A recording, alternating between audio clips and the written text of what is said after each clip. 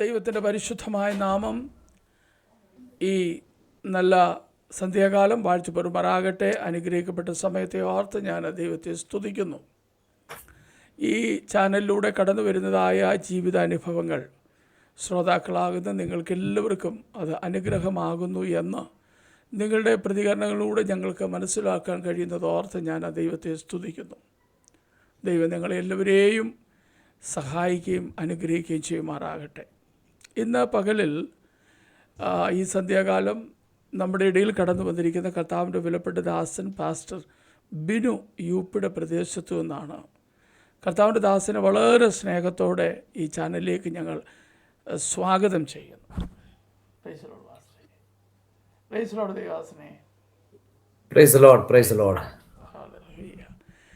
Okay പാസ്റ്ററെ, നമ്മുടെ ജീവിതാനുഭവങ്ങൾ മാന്യ പ്രേക്ഷകരുമായി നമ്മൾ ഷെയർ ചെയ്യുന്നതിന് മുമ്പ് ഒരു വാക്ക് ദൈവസന്നിധിയിൽ സ്തോത്രം ചെയ്യാം. സ്വർഗീയ പിതാവേ, ധന്യനാമം വാഴ്ത്തപ്പെടട്ടെ. കർത്താവിൻ്റെ വിലപ്പെട്ട ദാസനെ ഞങ്ങൾക്ക് ലഭ്യമായതോർത്ത് സ്തോത്രം. പ്രിയപ്പെട്ടവരിലൂടെ ഞങ്ങൾ കേൾക്കുവാൻ പോകുന്ന ജീവിത അനുഭവങ്ങൾ കേൾവിക്കാരെ കർത്താവിലേക്ക് അടുക്കുന്നതിനും ചിലരെങ്കിലും കർത്താവിനെ കണ്ടുമുട്ടുവാനുള്ള മുഖാന്തരമായി തീരണമേ എന്ന് അപ്പനോട് ഞങ്ങൾ പ്രാർത്ഥിക്കുന്നു. ഞങ്ങളെ സമർപ്പിക്കുന്നു യേശു കർത്താവിൻ്റെ നാമത്തിൽ തന്നെ.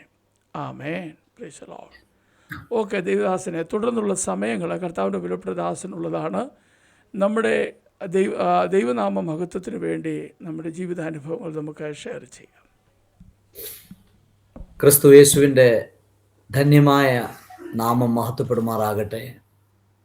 ഇങ്ങനെ ഒരു സാഹചര്യം ദൈവം ഈ ജോയ്സ് TV മാധ്യമത്തിൽ കൂടെ പ്രിയപ്പെട്ട എല്ലാ ശ്രോതാക്കളുടെയും എല്ലാ പ്രിയപ്പെട്ടവരുടെയും മുമ്പാകെ കടന്നു വന്ന് ക്രിസ്തുവിൻ്റെ സാക്ഷിയാകുവാൻ കഴിഞ്ഞത് എൻ്റെ ജീവിതത്തിലെ ഏറ്റവും വലിയൊരു ഭാഗ്യമായി ഞാനത് കരുതുന്നു. കാരണം കർത്താവ് തൻ്റെ ശിഷ്യന്മാരെ വിളിച്ച് അവരോട് പറഞ്ഞ ആദ്യത്തെ ദൈവത്തിൻ്റെ ആഗ്രഹം ഇതാണ്: നിങ്ങളെല്ലാം ലോകമൊക്കെയും പോയി എൻ്റെ സാക്ഷികളാകണമെന്നാണ്. അപ്പോൾ ആ ഒരു ഉത്തരവാദിത്വം മാത്രമാണ് ദൈവം എന്നെയും ചുമതലപ്പെടുത്തിയിരിക്കുന്നത്. ക്രിസ്തുവിൻ്റെ സാക്ഷിയാകുവാൻ സകല ജാതികളുടെ മുൻപാകെ, സകല ജനങ്ങളുടെ മുൻപാകെ ക്രിസ്തുവിൻ്റെ സാക്ഷിയായി തീരുക എന്നുള്ളതാണ് എൻ്റെ ജീവിതത്തിലെ ഏറ്റവും വലിയ ഉത്തരവാദിത്വം, ഏറ്റവും വലിയ ലക്ഷ്യവും. ആകയാൽ ഈ ഒരു അവസരത്തെ ഞാൻ ദൈവം തന്നതായി ഞാൻ കരുതുന്നു. ദൈവം തന്ന ഈ ഒരു അവസരം തീർച്ചയായും ദൈവനാമ മഹത്വത്തിനായി മാത്രം ഞാനിത് ഈ സമയത്തെ വിനിയോഗിക്കുവാൻ ആഗ്രഹിക്കുകയാണ്.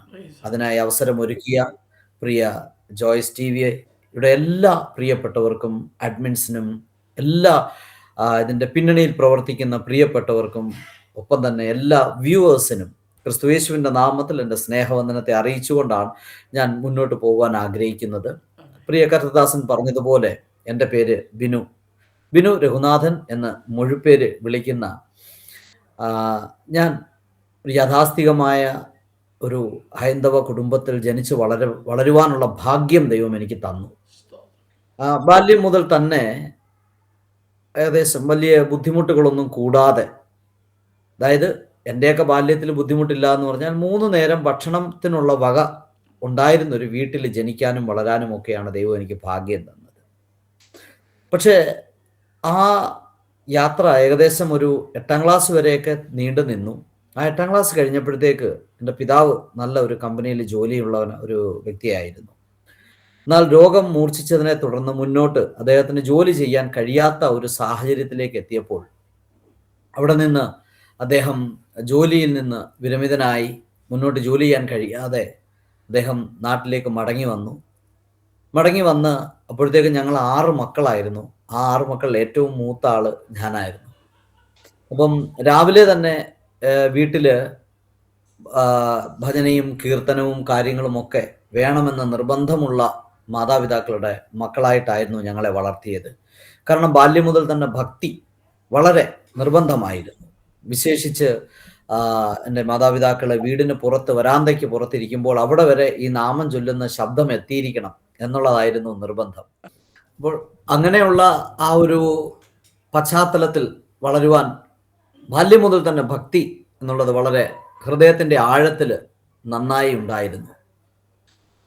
അപ്പോൾ ഞങ്ങൾ ഈ നാമം ചൊല്ലുന്ന ശബ്ദം പുറത്ത് വെളിയിലിരിക്കുന്ന പിതാവിൻ്റെ ചെവിയിലോളം എത്തണം എന്നുള്ളതായിരുന്നു ആദ്യകാലത്തെ നിർബന്ധം. അത് ഇനി എത്ര ഹോംവർക്ക് ഉണ്ടോ, അങ്ങനെ പ്രത്യേകിച്ച് അന്ന് ഗവൺമെൻറ് സ്കൂളിലാണ് പഠിച്ചിരുന്ന, ഹോംവർക്കൊന്നും ഇല്ല, അങ്ങനെ പ്രത്യേകിച്ച് പകർത്തി എഴുത്തും ഇങ്ങനെയുള്ള കാര്യങ്ങളൊക്കെ ഉണ്ടായിരുന്നുള്ളൂ. അപ്പോൾ എത്ര തന്നെ ജോലി ഉണ്ടെങ്കിലും അതൊക്കെ കഴിഞ്ഞതിന് ശേഷം മതി എന്നുള്ളതായിരുന്നു. പിന്നെ അത് മാത്രമല്ല, വീടിന് തൊട്ടടുത്തുള്ള ചില ആലയങ്ങളുമായിട്ടൊക്കെയുള്ള വളരെ ആഴത്തിലുള്ള ബന്ധവും ഉണ്ടായിരുന്നു. അങ്ങനെ ആ ബന്ധത്തിൽ വളർന്നുകൊണ്ട് ഭക്തി വളരെ നന്നായി തന്നെ ഉള്ളിലുണ്ടായിരുന്നു. എന്നാൽ പിതാവിൻ്റെ രോഗത്തോടനുബന്ധിച്ച് പിതാവ് വീട്ടിൽ വന്നപ്പോഴത്തേക്കും സാഹചര്യങ്ങളൊക്കെ മാറി. അമ്മ ആദ്യം വീടിനടുത്തുള്ള കുഞ്ഞുങ്ങൾക്കൊക്കെ ട്യൂഷൻ എടുക്കുകയും ഒക്കെ ചെയ്യുമായിരുന്നു. എന്നാൽ പിന്നീട് അതുകൊണ്ടൊന്നും വീട് മുന്നോട്ട് പോകാൻ കഴിയാത്തൊരവസ്ഥ. അപ്പോഴാണ് അറിയുന്നത് എൻ്റെ ഇളയ സഹോദരൻ, അദ്ദേഹം ഹാർട്ട് പേഷ്യൻ്റ് ആണ്, ബിനോയ് എന്നാണ് അദ്ദേഹത്തിൻ്റെ പേര്. ഞങ്ങൾ 6 മക്കളിൽ 3 ആണും 3 പെണ്ണുമായിരുന്നു.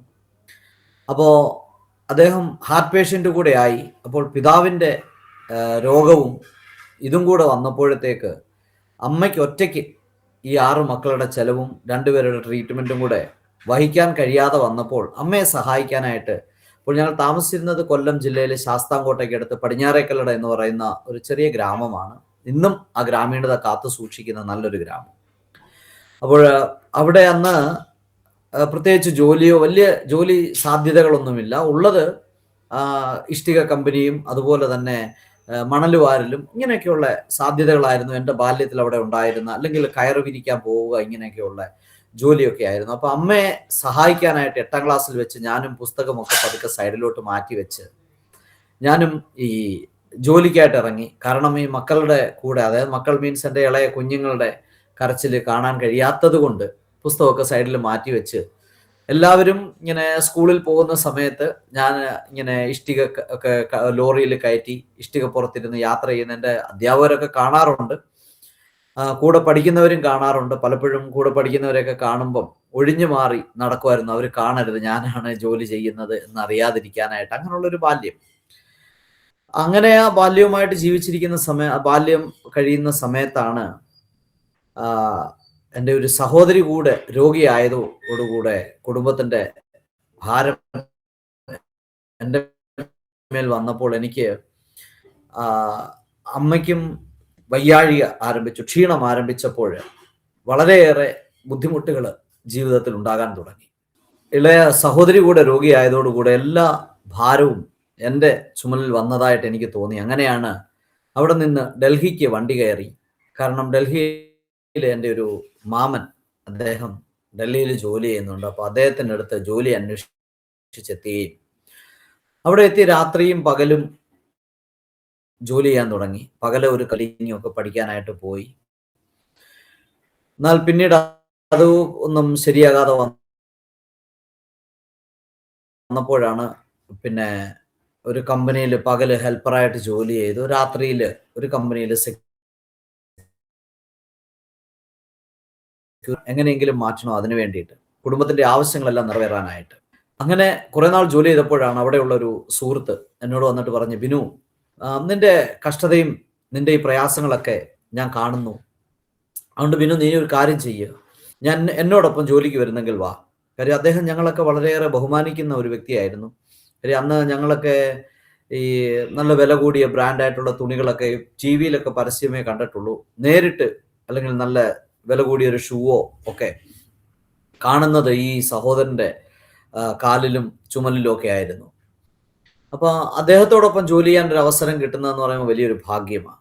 അപ്പൊ ഞാൻ പറഞ്ഞു, തീർച്ചയായിട്ടും താങ്കളോടൊപ്പം ജോലിക്ക് വരാൻ. ഇന്ന് അദ്ദേഹം നല്ലൊരു സുവിശേഷകനാണ്,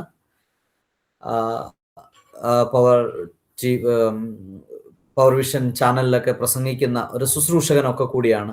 ജെറി എന്നാണ് അദ്ദേഹത്തിന്റെ പേര്. അപ്പോൾ അദ്ദേഹമാണ് എന്നോട് ഇങ്ങനെ വന്ന് പറഞ്ഞത്. അങ്ങനെ അദ്ദേഹത്തോടൊപ്പം അന്ന് ജോലിക്ക് പോകാൻ താല്പര്യപ്പെട്ടു. അപ്പോൾ പോകുമ്പോൾ തന്നെ അദ്ദേഹം ഒരു കാര്യം പറഞ്ഞിരുന്നു, ഇത് നീ ഉദ്ദേശിക്കുന്ന പോലെ വളരെ ഈസി അല്ല, വളരെ റിസ്കി വർക്കാണ്. അതുകൊണ്ട് ആദ്യത്തെ ഒരു കാരണം എന്ന് പറയുന്നത് ബോധം മറിഞ്ഞതിന് ശേഷം മാത്രമേ ജോലി ചെയ്യാൻ കഴിയുള്ളൂ. അപ്പൊ അത് കേട്ടപ്പോൾ എനിക്ക് ഒന്നുകൂടെ സന്തോഷം തോന്നി. കാരണം യൗവനക്കാരനായിരുന്ന എനിക്ക്, കാരണം ഏതൊരു ജോലിക്ക് എവിടെ പോയാലും മദ്യപിക്കരുത്, പുകവലിക്കരുത് എന്നുള്ള നിബന്ധനകളൊക്കെ ഉണ്ട്. പക്ഷെ ഇവിടെ പറയുന്ന ബോധം മറിഞ്ഞതിന് ശേഷം ഈ ജോലി ചെയ്യാൻ കഴിയുള്ളൂ എന്ന് കേട്ടപ്പോൾ എനിക്ക് വളരെ സന്തോഷം തോന്നി. അങ്ങനെ ആ ജോലി ആരംഭിച്ചു. ആദ്യ ദിവസം തന്നെ ജോലിക്ക് പോയപ്പോൾ ഏകദേശം ഒരു 2-3 മണിക്കൂർ ഉള്ള ഒരു ചെറിയൊരു ജോലിയായിരുന്നു ഏൽപ്പിച്ചത്. അതിനെ ഒരു പ്രൊജക്റ്റ് എന്നാണ് പറയുന്നത്. അങ്ങനെ ആ പ്രൊജക്റ്റ് കംപ്ലീറ്റ് ചെയ്ത് വന്നപ്പോൾ 3000 രൂപയാണ് അന്നത്തെ എനിക്ക് പ്രതിഫലം ലഭിച്ചത്. അന്നത്തെ സമയത്ത് ഞാൻ 94-95 സമയത്തൊക്കെ ഡൽഹിയിലെ ശമ്പളം ഒരു ഹെൽപ്പറിന് കിട്ടുന്നത് 700 രൂപ, മാക്സിമം 750 രൂപ, അതിൽ കൂടുതൽ ഒരു മാസം ശമ്പളമില്ല. അപ്പോൾ ഞാൻ ഒരു മാസം ജോലി ചെയ്ത് രാത്രിയും പകലും അധ്വാനിച്ചാൽ കിട്ടുന്ന ശമ്പളത്തിന്റെ ഇരട്ടിയിലധികം കിട്ടിയപ്പം വളരെ സന്തോഷം തോന്നി. 2-3 മണിക്കൂർ മാത്രമേ ജോലി ചെയ്തുള്ളൂ. അപ്പോൾ അത് വളരെയേറെ സന്തോഷം തോന്നിയിട്ട് പിന്നീട് ആ ജോലിക്ക് മുന്നോട്ട് പോകാൻ ഞാൻ താല്പര്യപ്പെട്ടു. അങ്ങനെ ആ യാത്രയിൽ ആ ജോലിയുള്ള ബന്ധത്തിൽ പലതവണ എനിക്ക് പല ജയിലുകളിൽ, പ്രത്യേകിച്ച് ഉത്തര ഭാരതത്തിലുള്ള പല ജയിലുകളിലൊക്കെ പോകേണ്ടുന്ന അവസ്ഥകൾ വന്നിട്ടുണ്ട്. തിഹാർ ജയിലിൽ നിന്നായിരുന്നു ആരംഭം. അങ്ങനെ ആരംഭിച്ചു. അവസാനം ആ യാത്ര ലക്നൗ സെൻട്രൽ ജയിലിൽ വെച്ചാണ് യേശു ക്രിസ്തുവിനെ രക്ഷകനായി സ്വീകരിക്കാൻ എനിക്ക് ഭാഗ്യം ലഭിച്ചത്. കാരണം ലക്നൌവിലെ ജോലി അന്വേഷിച്ച് പോയത് ഒരു പ്രൊജക്റ്റ് കംപ്ലീറ്റ് ചെയ്യാനായിട്ടാണ്. കാരണം അത് എൻ്റെ ജീവിതത്തിൽ വളരെ നിർണായകമായ ഒരു ജോലിയുള്ള ബന്ധത്തിലാണ് പോയത്. കാരണം എൻ്റെ മരണത്തോടടുത്ത സമയം, കാരണം സംസാരിക്കുമ്പോഴൊക്കെ ഇടയ്ക്കിടയ്ക്ക് വായിൽ നിന്ന് ചോര വരുന്ന ഒരു രോഗത്തിന് ഞാൻ രോഗമല്ല, അമിത മദ്യപാനവും ലഹരി ഉപയോഗവും കാരണം എനിക്ക് സംഭവിച്ച ഒരു ബലഹീനത അല്ലെങ്കിൽ ശാരീരികമായ പ്രയാസം എന്ന് വേണമെങ്കിൽ പറയാം. അങ്ങനെ സുഹൃത്തുക്കളോട് ഞാൻ ഈ കാര്യം പറഞ്ഞപ്പോൾ അവരാണ് പറഞ്ഞത്, ഒരു കാര്യം ചെയ്യൂ, ലാസ്റ്റ് പ്രൊജക്റ്റ് നമുക്ക് എത്ര റിസ്ക് ആണെങ്കിലും നമുക്ക് ചെയ്യാം, ചെയ്തിട്ട് കിട്ടുന്ന ശമ്പളം കൊണ്ട് നീ പോയി നിന്റെ പെങ്ങന്മാരെ വിവാഹം കഴിപ്പിക്കാനും ഒപ്പം തന്നെ വീട് പണിയാനും ഒക്കെയുള്ള ശമ്പളം പൈസ അതിൽ നിന്ന് കിട്ടും. നീ ഞങ്ങൾക്ക് ആർക്കും നീ ഷെയർ തരണ്ട, നീ കൊണ്ടുപോയി നിന്റെ കാര്യങ്ങൾ നടത്തിയിട്ട് തിരികെ വന്ന് ഡൽഹി കിടന്ന് ചത്തു കഴിഞ്ഞാൽ ആരും അറിയില്ല. അപ്പൊ അങ്ങനെ ചെയ്യാം എന്നുള്ള ഒരു ഉദ്ദേശത്തോടു കൂടെയാണ് ആ പ്രൊജക്റ്റുമായി പോകുന്നത്. എന്നാൽ ലക്നൗ പോലീസ് ഞങ്ങളെ അറസ്റ്റ് ചെയ്യുകയും അവിടെ ജയിലിലേക്ക് ഇടുകയും, ജയിലിൽ സാധാരണ ഒരു 14 ദിവസം ഫസ്റ്റ് റിമാൻഡിന് വെളിയിൽ വരും, അല്ലെങ്കിൽ രണ്ടാമത്തെ അവധിക്ക് അല്ലെങ്കിൽ 28 ദിവസം കഴിയുമ്പോൾ തന്നെ ജയിലിൽ നിന്ന് വെളിയിൽ വരും. എൻ്റെ സുഹൃത്തുക്കൾ കൊണ്ടുവരും, അത്രയ്ക്ക് ഉറപ്പുണ്ട്. അപ്പോൾ അതുകൊണ്ട് ജയിലോ അല്ലെങ്കിൽ പോലീസോ അങ്ങനെ ഭയപ്പെടേണ്ടുന്ന ഒരു ആവശ്യം എനിക്ക് ഉണ്ടായിരുന്നില്ല. അങ്ങനെ പക്ഷേ ഈ 14-28 28 വീണ്ടും മുന്നോട്ട് പോയി 56 മാറിയിട്ടും സുഹൃത്തുക്കളൊന്നും വന്നില്ല. മാറ്റം ഇത്ര മാത്രമേ സംഭവിച്ചുള്ളൂ, എൻ്റെ വായിൽ നിന്ന് വന്നിരുന്ന ചോര പതുക്കെ പഴുപ്പായി മാറുന്നൊരവസ്ഥ. പക്ഷെ ജയിലിലേക്ക് പോകുന്നതിന് മുമ്പ് തന്നെ ലക്നൌവിൽ ഒരു പാസ്റ്റർ തോമസ് ഫിലിപ്പ് അവറുകളിൽ നിന്ന് സുവിശേഷം കേൾക്കുവാനും അദ്ദേഹത്തിൽ കൂടെ രക്ഷയുടെ പ്രാർത്ഥനയൊക്കെ ഏറ്റു പറയുവാനൊക്കെ എനിക്ക് ഭാഗ്യം ലഭിച്ചു. പക്ഷെ ഞാനത് എങ്ങനെയെങ്കിലും പാസ്റ്ററിനെ അവോയ്ഡ് ചെയ്യാൻ വേണ്ടിയിട്ട്, കാരണം പ്രാർത്ഥിച്ചാൽ മാത്രമേ ഈ പാസ്റ്റർമാർ തിരിച്ചു പോകാറുള്ളൂ. അപ്പോൾ പാസ്റ്റർ എങ്ങനെയും വീട്ടിൽ നിന്ന് ഇറങ്ങി പോകണം എന്നുള്ള ആ ഒരു ഉദ്ദേശത്തോടു കൂടെയാണ് അദ്ദേഹത്തോടൊപ്പം പ്രാർത്ഥിച്ചത്. പക്ഷെ അദ്ദേഹത്തെ കളിപ്പിക്കാൻ വേണ്ടി പ്രാർത്ഥിച്ചതാണെങ്കിലും സ്വർഗത്തിലെ ദൈവം അന്ന് ഞങ്ങളുടെ പ്രാർത്ഥന കേട്ടു. അങ്ങനെ ജയിലിൽ മരിക്കുവാൻ ദൈവം എന്നെ അനുവദിച്ചില്ല. ജയിലിനകത്ത് എല്ലാവരുടെയും കയ്യിൽ സുവിശേഷ പ്രതികളും പുതിയ നിയമവും ഒക്കെ ഉണ്ട്. ജയിലിൽ എല്ലാവരുടെയും കയ്യിലുണ്ട്. കാരണം അത് വായിക്കാൻ വേണ്ടിയിട്ടല്ല, അന്ന് വെളിയിൽ നിന്ന് ജയിൽ ജീവനക്കാരോ പോലീസുകാരോ ഒക്കെ രഹസ്യമായിട്ട് ചുക്കയും തമ്പാക്കും കഞ്ചാവും ഒക്കെ അകത്ത് കൊണ്ടുവരുമ്പോൾ തെറുത്ത് വലിക്കാൻ പേപ്പർ അതിനകത്ത് അവൈലബിൾ അല്ലാത്തത് കൊണ്ട് എല്ലാവരും പുതിയ നിയമം വാങ്ങി കയ്യിൽ വയ്ക്കും. ഈ പുതിയ നിയമം വലിച്ചു കയറി അതിനകത്ത് തെറുത്താണ് വലിക്കുന്നത്. പക്ഷെ അതിനകത്തൊരു മുസ്ലിം സഹോദരൻ ഉണ്ടായിരുന്നു. അദ്ദേഹം വളരെ ഇബാദത്തായിട്ട് സൂക്ഷിച്ച് ഈ പുതിയ നിയമം വെച്ചിരുന്നു. അപ്പൊ അതെന്താണ്, മുസ്ലിം ആയിരിക്കും. ഈസാ അലൈഹിസ്സലാം ഒരിക്കലും മുസ്ലിങ്ങളുടെ ദൈവമല്ല, അല്ലെങ്കിൽ ഹിന്ദു ക്രിസ്ത്യാനിയുടെ ഒന്നും അല്ല, ലോക ജാതികൾ. അപ്പൊ അങ്ങനെ അദ്ദേഹം യേശു ക്രിസ്തുവിനെ കുറിച്ച് വളരെ വാചാലനായി സംസാരിച്ചു. അപ്പോൾ ഞാൻ ഈ യേശു സ്വന്തമായി രക്ഷിക്കാൻ കഴിയാത്ത ദൈവം എന്ന് പറഞ്ഞപ്പോൾ അദ്ദേഹം പറഞ്ഞു, നിനക്ക് മരിച്ച യേശുവിനെ മാത്രമേ അറിയുള്ളൂ. അവിടെ നിന്ന് ഉയർത്തെഴുന്നേറ്റ യേശുവിനെ കുറിച്ച് അദ്ദേഹം പറഞ്ഞു. നമ്മൾ, നിന്റെ യേശു എനിക്ക് എന്ത് ചെയ്യാൻ പറ്റും? എന്നെ ഈ ജയിലിൽ നിന്ന് വിടുവിക്കാൻ നിന്റെ യേശുവിനെ കൊണ്ട് കഴിയുമോ? അതുമാത്രമല്ല, എൻ്റെ ഈ രോഗത്തിൽ നിന്ന് വിടുവിക്കാൻ നിന്റെ യേശുവിന് കഴിയുമോ എന്ന് ചോദിച്ചപ്പോൾ അദ്ദേഹം പറഞ്ഞു, അദ്ദേഹം ആദ്യം അടിമത്തത്തിൽ നിന്ന് വിടുവിച്ച ഇസ്രായേൽ മക്കളെ കുറിച്ച് പറയാനിടയായി തീർന്നു. ഇവിടെ പുതിയ നിയമമേ ഉള്ളൂ, പക്ഷെ മരിച്ചുപോയ ലാസറിനെ കുറിച്ചും അവിടെ നിന്ന് ഉയർത്തെഴുന്നേൽപ്പിച്ച യേശുവിനെ കുറിച്ചൊക്കെ അദ്ദേഹം ആ പുസ്തകത്തിൽ നിന്ന് വായിച്ച് കേൾപ്പിച്ചു. പക്ഷെ അന്ന് എനിക്ക് നന്നായിട്ട് ഹിന്ദി വായിക്കാനൊന്നും അറിയില്ല. പ്രീ ഡിഗ്രി വരെ പോയിട്ടുണ്ടെങ്കിലും ഹിന്ദിയോട് എനിക്ക് വല്ലാത്ത വെറുപ്പും അകൽച്ചയുമായിരുന്നു. അങ്ങനെ ഹിന്ദി അദ്ദേഹം എന്തൊക്കെയോ വായിച്ച് കേൾപ്പിച്ചു. അപ്പോൾ അത് ഉള്ളതാണോ എന്നറിയാനായിട്ട് അദ്ദേഹത്തിൻ്റെ കയ്യിൽ നിന്ന് ആ പുതിയ നിയമം വാങ്ങി വേറെ ഒരു ഓട്ടോറിക്ഷ ഡ്രൈവർ, ഒരു മുന്നബായി അദ്ദേഹം മുന്നയുടെ കയ്യിൽ കൊടുത്തിട്ട് പറഞ്ഞു ഇതൊന്ന് വായിച്ച് കേൾപ്പിക്കാൻ പറഞ്ഞപ്പോൾ അദ്ദേഹം ഇത് വായിച്ചിട്ട് അദ്ദേഹം പറഞ്ഞു, ഞാനും ഇത് ആദ്യമായിട്ടാണല്ലോ കേൾക്കുന്നത്, ഇങ്ങനെ ഒരു വ്യക്തി അല്ലെങ്കിൽ ഒരു ദൈവമുണ്ടെന്ന്, മരിച്ചവരെ എഴുന്നേൽപ്പിക്കുന്ന ദൈവം. അപ്പം ഈ ഹക്കീം എന്നായിരുന്നു അദ്ദേഹത്തിന്റെ പേര്. അപ്പോൾ ഈ ഹക്കീം പറഞ്ഞത് സത്യമാണെന്നുള്ള കാര്യം മനസ്സിലായി. അപ്പോൾ അതിനടുത്ത ദിവസം ഞാൻ ചെന്നിട്ട് ഹക്കീമിനോട് പറഞ്ഞു, ഞാൻ ഇന്ന് എന്തായാലും എന്നെ കോടതിയിൽ ഹാജരാക്കാൻ കൊണ്ടുപോവാണ്, ഇന്നത്തെ ദിവസം ഞാൻ നിന്റെ കൂടെ ഉപവസിക്കാൻ ഞാനും തയ്യാറാണ്. അങ്ങനെ അന്ന് ഹക്കീമിന്റെ ഉപവാസ ദിവസമായിരുന്നു. ഞാനും അങ്ങനെ ഉപവാസത്തോടു കൂടെയാണ് അന്ന് കോടതിയിൽ എന്നെ ഹാജരാക്കാൻ പോയപ്പോൾ ഞാൻ കൂടെ പോയത്. അങ്ങനെ കോടതിയിൽ ഹാജരാക്കി അടുത്ത ഒരു ഡേറ്റ് തന്നു, എന്നെ മടക്കി വിട്ടു. പ്രത്യേകിച്ചൊന്നും സംഭവിച്ചില്ല. അങ്ങനെ തിരികെ വന്നിട്ട് ഹക്കീമിനോട് പറഞ്ഞു, നിന്റെ ഈസാ ലാസ്ല എനിക്ക് വേണ്ടിയിട്ടൊന്നും ചെയ്തില്ല എന്ന് പറഞ്ഞപ്പോൾ അദ്ദേഹം പറഞ്ഞു, അദ്ദേഹത്തിന് ഇഷ്ടമുള്ള സമയത്ത് ദൈവം ചെയ്യട്ടെ, ഈ ഉപവാസവും പ്രാർത്ഥനയും നമുക്ക് ഒരുമിച്ച് മുന്നോട്ട് കൊണ്ടുപോകാം. പക്ഷേ അന്ന് ഞങ്ങളൊരു 7 മണി ആയപ്പോഴത്തേക്ക് ഭക്ഷണമൊക്കെ തന്നു, ബാരക്ക് ഞങ്ങളെ അടച്ചു, എല്ലാവരെയും കയറ്റി. പക്ഷെ ഒരു 7 മണി ആയപ്പോഴത്തേക്ക് പോലീസുകാരൻ വന്ന് തട്ടിയിട്ട് പറഞ്ഞു, നിന്നെ വിളിക്കുന്നുണ്ട് പിന്നെ എന്നെ മദ്രാസി ബാബ എന്നാണ് വിളിക്കുന്നത്. കാരണം എല്ലാവരുടെയും കൈ നോക്കി മുഖലക്ഷണം പറയുകയൊക്കെ ചെയ്യുമായിരുന്നു ജയിലിനകത്ത്. അപ്പൊ അതുകൊണ്ട് എല്ലാവരും ബാബ എന്നാണ് വിളിച്ചിരുന്നത്. അപ്പൊ അദ്ദേഹത്തോട് എന്നെ വിളിച്ചിട്ട് പറഞ്ഞു, മദ്രാസി ബാബ നിന്നെ വെളിയിൽ വിളിക്കുന്നു. അങ്ങനെ ഞാൻ വെളിയിൽ ചെന്നു. അപ്പോൾ എനിക്ക് വല്ലാത്ത പേടിയായിപ്പോയി. കാരണം ഈ ബാരക്ക് അടച്ചിട്ട് വെളിയിൽ കൊണ്ടുപോകുന്ന 2 കാര്യത്തിന്, ഒന്നുകിൽ റിലീസ് ചെയ്യാനായിട്ട് കൊണ്ടുപോകും, അതല്ലെങ്കിൽ പിന്നീട് കൊണ്ടുപോകുന്നത് എൻകൗണ്ടർ ചെയ്യാനായിട്ടാണ്. കാരണം കഴിഞ്ഞ ആഴ്ചയിൽ ഞങ്ങളുടെ ബാരക്കിൽ നിന്ന് 2 പേരെ കൊണ്ടുപോയി അവരെ എൻകൗണ്ടർ ചെയ്യുകയായിരുന്നു. കാരണം കോടതി കൊണ്ടുപോയി മടങ്ങി വരുന്ന വഴിക്ക് അവർ ജീപ്പിൽ നിന്ന് ഇറങ്ങി ഓടാൻ ശ്രമിച്ചപ്പോൾ പോലീസ് വെടിവെച്ചു എന്നാണ് പിറ്റേന്ന് പത്രത്തിൽ വന്നത്. അപ്പം അതുപോലൊരു സാഹചര്യമായിരിക്കും. കാരണം ഞാനും ഇന്ന് കോടതിയിൽ കൊണ്ട് ഹാജരാക്കി മടങ്ങി വന്നതല്ല ഉള്ളൂ. അപ്പൊ ഞാൻ ഈ ഹക്കീമിനോട് പറഞ്ഞു, നിന്റെ ഈസാ അല്ലാ അസ്ലാമിനോട് ഞാൻ ജീവനാ ചോദിച്ചത്, പക്ഷെ നിന്റെ ഈസ എനിക്ക് മരണമാണല്ലോ ഇവിടെ തന്നേന്ന് ചോദിച്ചപ്പോൾ അദ്ദേഹം പറഞ്ഞു, പിന്നെ അഥവാ നിനക്ക് മരണമാണ് വിധിച്ചിട്ടുണ്ടതെങ്കിൽ ആ ബുള്ളറ്റ് നിന്റെ നേരെ വരുമ്പോൾ നീ ഈസായെ ഓർത്തോണം. ഈ ലോകത്ത് വെച്ച് കാണാൻ പറ്റിയില്ലെങ്കിൽ നമുക്ക് ജന്നത്തിൽ വെച്ച് അല്ലെങ്കിൽ സ്വർഗത്തിൽ വെച്ച് കാണാം എന്ന് അദ്ദേഹം പറഞ്ഞപ്പോൾ ഞാൻ പറഞ്ഞു,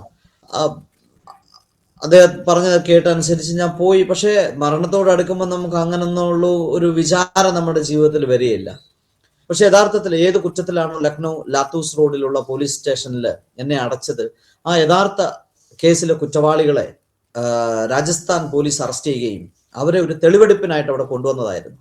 അപ്പൊ എന്നെ ഒരു മുറിയിൽ കൊണ്ടിരുത്തുകയും ആരോടൊക്കെ ചോദിക്കുന്നു, അറിയുമോ, ആരാ, എന്താ, ഏതാ, എങ്ങനെയാ എന്നൊക്കെയുള്ള കാര്യങ്ങളൊക്കെ ചോദിക്കുമ്പോൾ അവർ പറഞ്ഞിരുന്നില്ല. ചിലർ പറഞ്ഞു അറിയാം, എന്നെ കണ്ടിട്ട് ഛത്തീസ്ഗഡുകാരനാ, ചിലർ പറഞ്ഞല്ലോ ഇത് ഒറീസയാ, ചിലർ പറഞ്ഞു എന്നെ ജാർഖണ്ഡിലുള്ള ആൾക്കാരാണെന്നൊക്കെ പറഞ്ഞു. പക്ഷെ മലയാളിയാണെന്നൊന്നും ആരും പറഞ്ഞില്ല. കാരണം എന്നെ അവിടെ ഇരുത്തുന്നതിന് മുമ്പ് തന്നെ അവർ ഐഡന്റിഫൈ ചെയ്തിരുന്നു, എന്നെ കൊണ്ട് മലയാളം എഴുതിപ്പിക്കുകയും സംസാരിപ്പിക്കുകയൊക്കെ ചെയ്ത് മലയാളിയാണ് എന്ന് ഉറപ്പുവരുത്തിയതിന് ശേഷമാണ് എന്നെ അവിടെ ഇരുത്തിയത്. അപ്പോൾ അവരുടെ ടീമിലുള്ള അല്ല എന്ന വ്യക്തി അവർക്ക് മനസ്സിലായി വ്യക്തമായിട്ട്. പിന്നീട് ലൈറ്റൊക്കെ ഓൺ ചെയ്ത് നോക്കിയപ്പോൾ എൻ്റെ ചുറ്റുവട്ടം ഇരിക്കുന്ന ചില അധികാരികളെയൊക്കെ കണ്ടപ്പോഴാണ് എനിക്ക് മനസ്സിലായത്. രാവിലെ എന്നെ കോടതി കൊണ്ടുപോയ ജഡ്ജി അദ്ദേഹം അവിടെ ഇരിപ്പുണ്ടായിരുന്നു. അപ്പൊ എന്നോട് ചോദിച്ചു, മോനെ ബേട്ടാ നിന്നെ എന്തിനാ അറസ്റ്റ് ചെയ്ത്, എന്താ, എങ്ങനെയുള്ള കാര്യങ്ങളൊക്കെ ചോദിച്ചപ്പോൾ ഞാൻ പറഞ്ഞു, സാർ എനിക്കറിയില്ല, ഞാൻ മദ്യപിച്ചിട്ടുണ്ടായിരുന്നു, സ്റ്റേഷന് മുമ്പിൽ നിൽക്കുകയായിരുന്നു എന്നുള്ള കാര്യങ്ങളൊക്കെ പറഞ്ഞു. കഷ്ടം. അപ്പം അറിയാവുന്ന ഹിന്ദിയും ഇംഗ്ലീഷും ഒക്കെ ചേർന്ന് ഇങ്ങനെ പറഞ്ഞപ്പം അവിടുത്തെ ജഡ്ജി അദ്ദേഹം പറഞ്ഞു, പാവം ഹിന്ദി പോലും സംസാരിക്കാൻ അറിയാത്ത ഇവനെ എന്തിനാ ഇത്ര വലിയ ക്രൈമിനകത്ത് നിങ്ങൾ ഇതാക്കിയത്? അപ്പോൾ യാതൊരു കാരണവശാലും ഇവനെ അതിനകത്തെ ക്രിമിനൽ ആവാൻ യാതൊരു യോഗ്യത ഇവനില്ല എന്ന് പറഞ്ഞിട്ട് അദ്ദേഹം എന്തോ എഴുതി പൊയ്ക്കൊള്ളാൻ പറഞ്ഞു. മടങ്ങി വന്നു. തിരിച്ച് ജയിലിൽ ചെന്ന് അകത്ത് ബാരക്കിലോട്ട് കയറ്റുന്നതിന് മുമ്പാണ് പറഞ്ഞത്, രാവിലെ എഴുന്നേറ്റിരുന്നോണം, നേരത്തെ എഴുന്നേറ്റോണം, കാരണം നാളെ രാവിലെ നിന്നെ റിലീസ് ചെയ്യാനായിട്ടുള്ള ഓർഡറാണ്. കാരണം നീ ആ കുറ്റവാളി അല്ല എന്ന് കോടതിക്ക് അവിടെ ഇരുന്ന അധികാരികൾക്ക് മനസ്സിലായതുകൊണ്ട് കാരണം ആ കുറ്റവാളികൾ ആരും തന്നെ നിന്നെ ആ കൂട്ടത്തിലുള്ളവരാണെന്നോ അല്ലെങ്കിൽ അവരുടെ സാക്ഷിമൊഴികളൊന്നും നീ ചെയ്ത ക്രൈമുമായിട്ടൊന്നും യാതൊരു ചേർച്ചയില്ലാത്തത് കൊണ്ട് നിന്നെ നാളെ വിടുകയാണ് എന്ന് പറഞ്ഞു. അങ്ങനെ അതിനടുത്ത ദിവസം തന്നെ എന്നെ അവിടെ നിന്ന് ഇറക്കുമ്പോൾ ഞാൻ അവിടെ നിന്ന് ഞാൻ ഹക്കീമിനോട് പറഞ്ഞു, ഹക്കീമേ, നിന്റെ ഈസാ അലൈഹിസ്സലാമിന് ജീവിതകാലം മുഴുവൻ ഞാൻ ഗുലാമായിട്ട് അടിമയായിട്ട് ഞാൻ ജീവിച്ചു കൊള്ളാം. കാരണം ഒരിക്കലും എൻ്റെ ജീവിതത്തിൽ പ്രതീക്ഷിക്കാത്തതാണ് സംഭവിച്ചത്.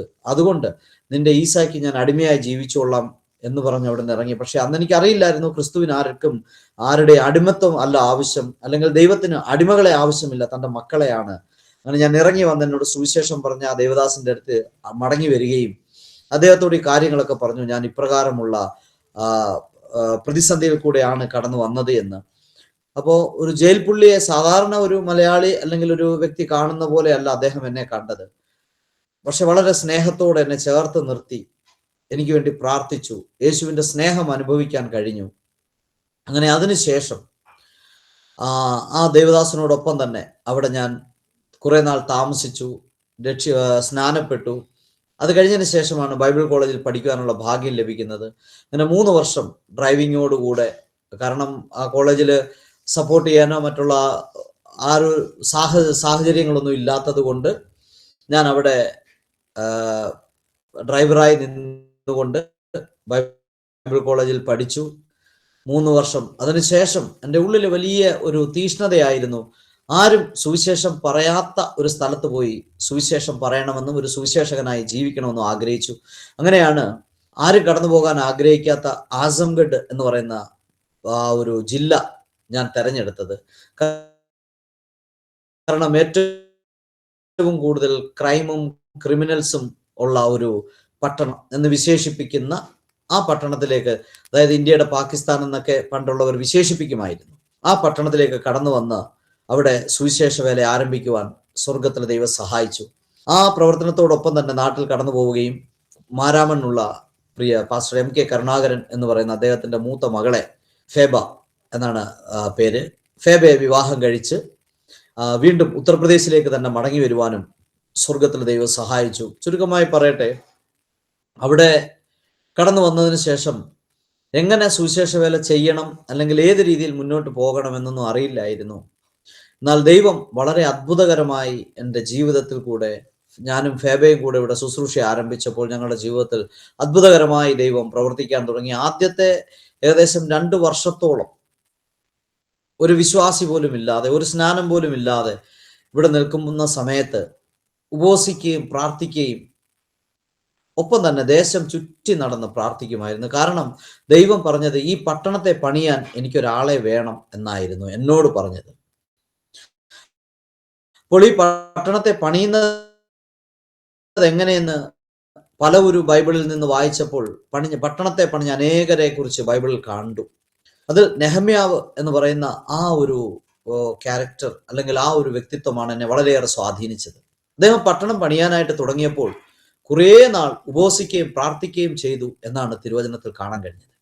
അങ്ങനെ ഉപവാസത്തോടെ പ്രാർത്ഥനയോടെ പട്ടണം ചുറ്റി നടന്ന് പ്രാർത്ഥിച്ച് പട്ടണത്തെ പണിയുവാനായിട്ട് ദൈവത്തോട് പ്രാർത്ഥിക്കാൻ തുടങ്ങി. അങ്ങനെ ആദ്യമായി 8ാം ക്ലാസ്സിൽ പഠിക്കുന്ന ഒരു പൈതൽ, ഒരു ബാലനാണ് ഞങ്ങളുടെ അരികിൽ ആദ്യമായി വരുന്നത്. അദ്ദേഹം ഒരു മെഴുകുതിരിയൊക്കെ ആയിട്ടാണ്, ഒരു കൂട് മെഴുകുതിരിയൊക്കെ ആയിട്ടാണ് പ്രാർത്ഥനയുമായി ഞങ്ങൾ പ്രാർത്ഥിക്കാനായിട്ട്. കാരണം അദ്ദേഹം സിനിമയിൽ മാത്രമേ കണ്ടിട്ടുള്ളൂ ക്രിസ്ത്യാനികൾ മെഴുകുതിരി കത്തിച്ച് പ്രാർത്ഥിക്കുന്നതായിട്ട് കണ്ടിട്ടുണ്ട്. അങ്ങനെ ആ മെഴുകുതിരി ഉപേക്ഷിക്കാൻ തോന്നിയില്ല, വാങ്ങി.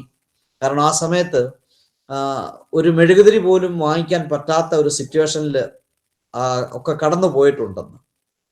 അപ്പോൾ കാരണം രാത്രിയിൽ ഭക്ഷണം കഴിക്കുന്ന സമയത്ത്, കാരണം ആ സമയത്ത് വളരെയേറെ കറണ്ട് ഇവിടെ ലഭ്യതയില്ലാത്ത സമയമായിരുന്നു. ഒരു ദിവസം നല്ല ചൂടുള്ള സമയത്ത് പോലും 4 മണിക്കൂർ 5 മണിക്കൂറിൽ കൂടുതൽ കറണ്ട് ഇവിടെ ലഭിക്കുകയില്ലായിരുന്നു ആ സമയത്ത്.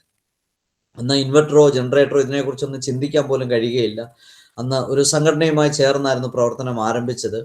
അങ്ങനെ ആ സംഘടനയിലുള്ളവർ തുരിച്ചു ഒരു തുച്ഛമായ മിഷണറി സപ്പോർട്ടായിരുന്നു അവർ ചെയ്തുകൊണ്ടിരുന്നത്. അപ്പോൾ ആ സപ്പോർട്ടും ഒപ്പം തന്നെ ഒരു സൈക്കിൾ വാങ്ങി തന്നു. അങ്ങനെ ആ സൈക്കിളുമായിട്ടായിരുന്നു ഇവിടെ ശുശ്രൂഷ ആരംഭിക്കുന്നത്. അങ്ങനെ ഈ 8ാം ക്ലാസ്സിൽ പഠിക്കുന്ന പയ്യനാണ് ആദ്യ വിശ്വാസി. അദ്ദേഹവുമായി കടന്നു വന്നു. എന്നാൽ ഈ കഴിഞ്ഞ 2004 ഇവിടെ വന്നത്. ഈ 21 വർഷത്തെ ശുശ്രൂഷയിൽ ദൈവകൃപയാൽ ഏകദേശം 7000-ലധികം ജനങ്ങളെ ക്രിസ്തുവിൻ്റെ സാക്ഷികളാക്കി, ജലത്തിൽ സാക്ഷിയാക്കി ഇവിടെ ശുശ്രൂഷ ഇതുവരെ എത്തിക്കുവാൻ സ്വർഗത്തിലെ ദൈവം സഹായിച്ചു. ഒപ്പം തന്നെ ആ പ്രവർത്തിച്ചുകൊണ്ടിരുന്ന സംഘടനയിലെ ഒരു നല്ല ഈ ഏരിയയുടെ ഒരു കോർഡിനേറ്റർ എന്നുള്ള നിലയിലൊക്കെ ശുശ്രൂഷ ചെയ്തു വന്നു. അതിനിടയിൽ 2 മക്കളുണ്ടായി. മൂത്ത മകൻ ബസലേൽ, മകള് അമേസ്. അങ്ങനെ അവരുമായി ഒരുമിച്ച് ജീവിച്ചു. പ്രതിസന്ധികൾ വളരെയേറെ ഉണ്ടായി. പലതവണ പീഡനങ്ങൾ ഉണ്ടായി. പോലീസ് കേസ്, ജയില്, അങ്ങനെയുള്ള പലതവണ പ്രതിസന്ധികളൊക്കെ ഉണ്ടായെങ്കിലും അതിൻ്റെ എല്ലാം നടുവിൽ ക്രിസ്തുവിനോടൊപ്പം കഷ്ടം സഹിക്കുവാൻ, അല്ലെങ്കിൽ ക്രിസ്തുവിൻ്റെ കഷ്ടത്തിൽ ഒരല്പം കൂട്ടാളിയാകുവാൻ ലഭിച്ച ഭാഗ്യത്തെ ഓർത്ത് അഭിമാനിക്കുക മാത്രമേ ചെയ്തിട്ടുള്ളൂ. ആരോടും പറഞ്ഞിട്ടില്ല ഞാൻ എൻ്റെ കഷ്ടം, അല്ലെങ്കിൽ എനിക്ക് വേദനയുണ്ട്, പ്രയാസമുണ്ട് എന്ന്. കുടുംബത്തിൽ നിന്നോ, അല്ലെങ്കിൽ നാട്ടിൽ നിന്ന് ഏതെങ്കിലും ദൈവസഭയിൽ നിന്നോ, അല്ലെങ്കിൽ സംഘടനയിൽ നിന്നോ ഒന്നും വലിയ ഒരു സപ്പോർട്ടോ അല്ലെങ്കിൽ അങ്ങനെയുള്ള ഒരു ഇത് ലഭിക്കാത്തത് കൊണ്ട് എങ്ങനെ മുന്നോട്ട് പോകണമെന്നറിയില്ല. ദൈവത്തിൽ മാത്രം ആശ്രയിച്ച് ജീവിക്കാൻ ദൈവം പഠിപ്പിക്കുകയായിരുന്നു.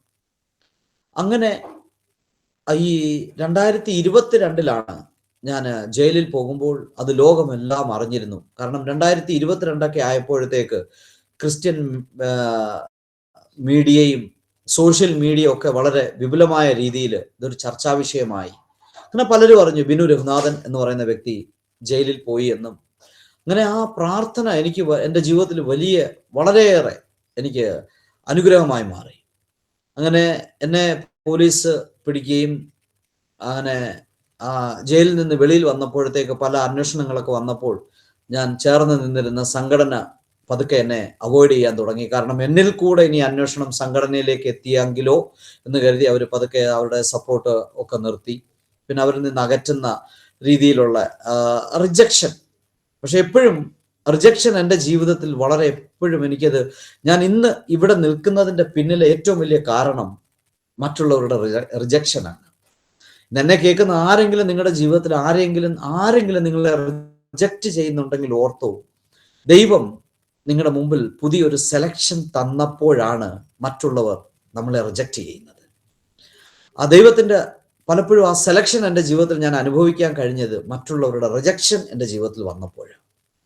അങ്ങനെ സംഘടനയുടെ റിജക്ഷൻ, മറ്റു പലരുടെയും റിജക്ഷൻ എൻ്റെ ജീവിതത്തിൽ വന്നപ്പോൾ ദൈവം അതൊരു പുതിയൊരു അനുഗ്രഹമാക്കി മാറ്റി. കാരണം അവർ റിജക്റ്റ് ചെയ്യാൻ വേറൊരു കാര്യം കൂടിയുണ്ട്. ഈ 10-21 വർഷം അവരോടൊപ്പം ചേർന്ന് ശുശ്രൂഷ ചെയ്തു. ഇവിടെ അതിനിടയിൽ ഏകദേശം ഒരു 16ഓളം വാടക വീടുകൾ മാറി താമസിക്കേണ്ട അവസ്ഥകൾ വന്നു. അപ്പൊ ഒരു മുറിയെങ്കിലും പണിഞ്ഞു തരാൻ കഴിയുമോ എന്നവരോട് ചോദിച്ചപ്പോൾ അവരെ കൊണ്ട് ഇപ്പൊ പറ്റിയില്ല, പ്രാർത്ഥിക്കുവിനു എന്നുള്ള ആ ഒരു ഇത് മാത്രം വന്നു. അതിനിടയിൽ എൻ്റെ വൈഫ് ക്യാൻസറിന് അടിമയായി മാറി. എൻ്റെ മകൻ ഒരു ഓപ്പറേഷന് വിധേയനായി. ഇതിനിടയിൽ ഞാനും ആക്സിഡന്റ് പറ്റി ആശുപത്രിയിലൊക്കെ ആയി. അപ്പോൾ ആ സമയത്ത് മെഡിക്കൽ ഫണ്ടോ അല്ലെങ്കിൽ വേറെ ഒന്നും വേണ്ട, പല കോൺഫറൻസിലൊക്കെ കേട്ടിട്ടുണ്ട് ഇവർ മെഡിക്കൽ ഫണ്ടൊക്കെ കൊടുക്കുന്നുണ്ടെന്ന്. അപ്പൊ എൻ്റെ മകന്റെ ഓപ്പറേഷൻ സമയത്ത് വളരെയേറെ സാമ്പത്തിക ഞെരുക്കത്തിന്റെ നടുവിലായിരുന്നപ്പോൾ ഞാൻ അന്നുണ്ടായിരുന്ന ഞങ്ങളുടെ ലീഡറെ വിളിച്ച് ചോദിച്ചു. ഞാൻ പറഞ്ഞു, ബിനു അതൊക്കെ നേരത്തെ ഇരുന്ന സമയത്തൊക്കെ ഉണ്ടായിരുന്നു, എനിക്ക് അതും തരാൻ പറ്റിയില്ല എന്നൊക്കെ പറഞ്ഞപ്പോൾ ഞാൻ പതുക്കെ അവിടെ നിന്ന് മാറി. അങ്ങനെ അവിടെ നിന്ന് മാറിയിട്ട് ഞാൻ ദൈവത്തിൽ മാത്രം ആശ്രയിച്ച് മുന്നോട്ട് പോവുക എന്നുള്ള ഉറച്ച ആ ഒരു വിശ്വാസത്തോടെ ചുവട് വെച്ചു. ആ ഒരു ചുവടുവെപ്പ് എൻ്റെ ജീവിതത്തിൽ വലിയൊരു അനുഗ്രഹത്തിന് കാരണമായി തീർന്നു. ഇപ്പോൾ അങ്ങനെ പറയുന്നു. ആക്ച്വലി പാസ്റ്റർ പറഞ്ഞു ജയിലിൽ പോകേണ്ട ഒരു സിറ്റുവേഷൻ ഉണ്ടായെന്ന് പറഞ്ഞേ. അതെ. അപ്പം അതിനെക്കുറിച്ചൊന്ന് നമ്മുടെ ശ്രോതാക്കളുടെ ആത്മീക വർധനവിന് വേണ്ടി അതെന്താണ് അതിന് റീസൺ ഉണ്ടായതെന്ന് പറയാൻ പറ്റുന്നതാണോ? തീർച്ചയായിട്ടും.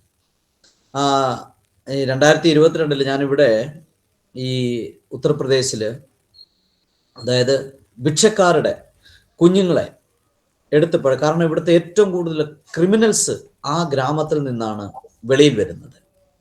കാരണം അവർക്കൊരു 5000 രൂപയും ഒരു 2 പൊതി കഞ്ചാവോ അല്ലെങ്കിൽ മയക്കുമരുന്നോ കൊടുത്താൽ അവർ ഏത് ക്രൈമും അവർ ചെയ്യും. അപ്പോൾ ആ ക്രൈം ചെയ്യുന്ന കുഞ്ഞുങ്ങളെ അവര് ഏകദേശം ഒരു 6 വയസ്സ് 7 വയസ്സ് കഴിഞ്ഞാൽ ആ കുഞ്ഞുങ്ങളെ നമുക്ക് കിട്ടത്തില്ല. കാരണം ഭിക്ഷാടനമാണ് അവരുടെ ജോലി. പിന്നെ സ്ത്രീകൾക്ക് അവരുടെ ശരീരം വിറ്റും അങ്ങനെയൊക്കെ ജീവിക്കുന്ന ഒരു മേഖലയിലാണ് ആ കുഞ്ഞുങ്ങൾ അവർ വളരുന്നത്. അപ്പോൾ അവരെ രക്ഷിക്കാൻ വേറെ ഒരു വഴിയുമില്ല ഈ കർത്താവിനല്ലാതെ. കാരണം ഞാൻ ഈ പട്ടണത്തെക്കുറിച്ച് ഇങ്ങനെ പ്രാർത്ഥിച്ച് വലം വെച്ച് പ്രാർത്ഥിച്ചുകൊണ്ട് നടന്ന സമയത്ത് ദൈവം പറഞ്ഞൊരു കാര്യമാണ്, ബലവാനെ പിടിച്ചു കെട്ടാതെ അവന്റെ കോപ്പ് കവർന്നെടുക്കാൻ സാധിക്കുകയില്ല എന്ന്. അങ്ങനെയാണ് ഞാൻ ആ ഗ്രാമത്തിൽ പോയി ആ ഗ്രാമത്തിന് വലം വെച്ച് പ്രാർത്ഥിക്കാൻ തുടങ്ങി. അങ്ങനെ അവിടെ നിന്നൊരു യൗവനക്കാരൻ ക്രിസ്തുവിനെ രക്ഷകനായി സ്വീകരിച്ചു. അങ്ങനെ അദ്ദേഹമാണ് അവിടുത്തെ മുഴുവൻ കഥകൾ പറയുന്നത്. ഭയ്യ, കാരണം ഞാനിവിടെ പാസ്റ്റർ അല്ല, ആർക്കും എല്ലാവർക്കും ഞാൻ ഭയ്യ മാത്രമാണ്. അത് 30 വയസ്സുള്ള പുള്ളിയാണെങ്കിലും 90 വയസ്സുള്ള അമ്മച്ചിയാണെങ്കിലും 3 വയസ്സുള്ള കുഞ്ഞാണെങ്കിലും എല്ലാവർക്കും ഞാൻ ഭയ്യ മാത്രമാണ്.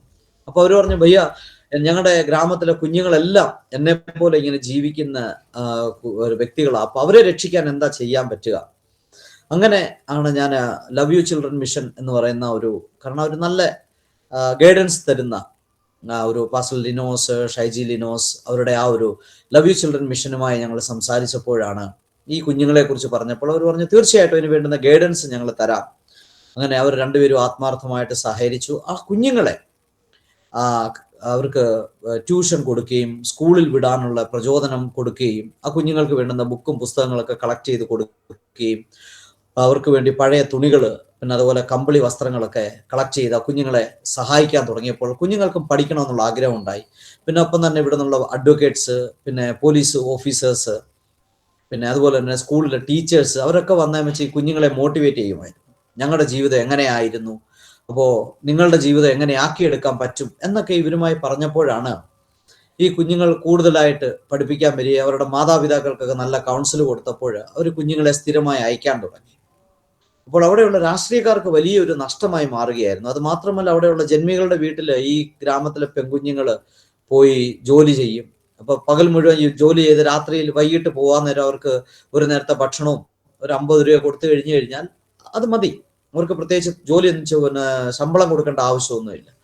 പക്ഷെ ഇവർക്ക് ജോലി ചെയ്യാൻ ആൾക്കാരെ കിട്ടാതെ വന്നപ്പോൾ ഇവർ അന്വേഷിച്ചു, എന്തുകൊണ്ടാണ് ഇവിടെ പയ്യന്മാരെ കിട്ടുന്നില്ല, പെൺകുട്ടികളെ കിട്ടുന്നില്ല എന്ന് ചോദിച്ചപ്പോഴാണ് അറിഞ്ഞത്, ഒരു സൗത്ത് ഇന്ത്യൻ ഇവിടെ വന്ന് ഈ കുഞ്ഞുങ്ങളെയൊക്കെ എടുത്ത് പഠിപ്പിക്കുകയാണ്. അപ്പോൾ അത് അവർക്ക് വലിയ ഒരു ബുദ്ധിമുട്ടായിട്ട് തോന്നി, വിശേഷിച്ച് അവിടുത്തെ പൊളിറ്റീഷ്യൻസിന്.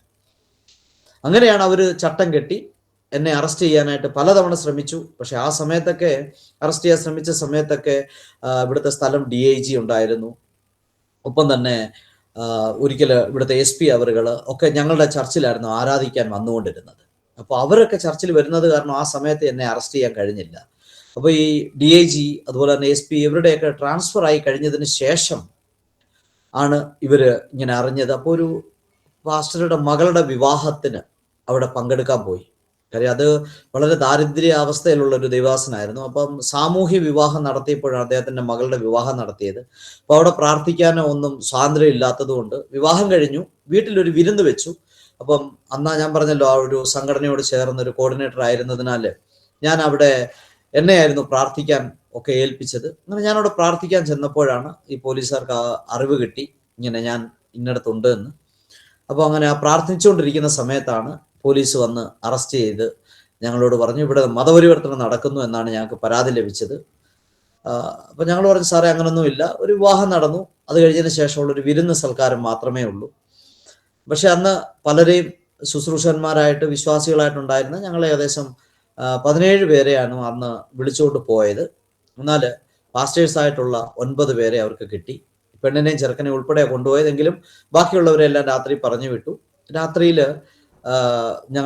ഞങ്ങൾക്കെതിരെ FIR ഒക്കെ ചുമത്തി 9 പേരെ ഞങ്ങളെ ജയിലിലേക്ക് അയക്കുകയായിരുന്നു.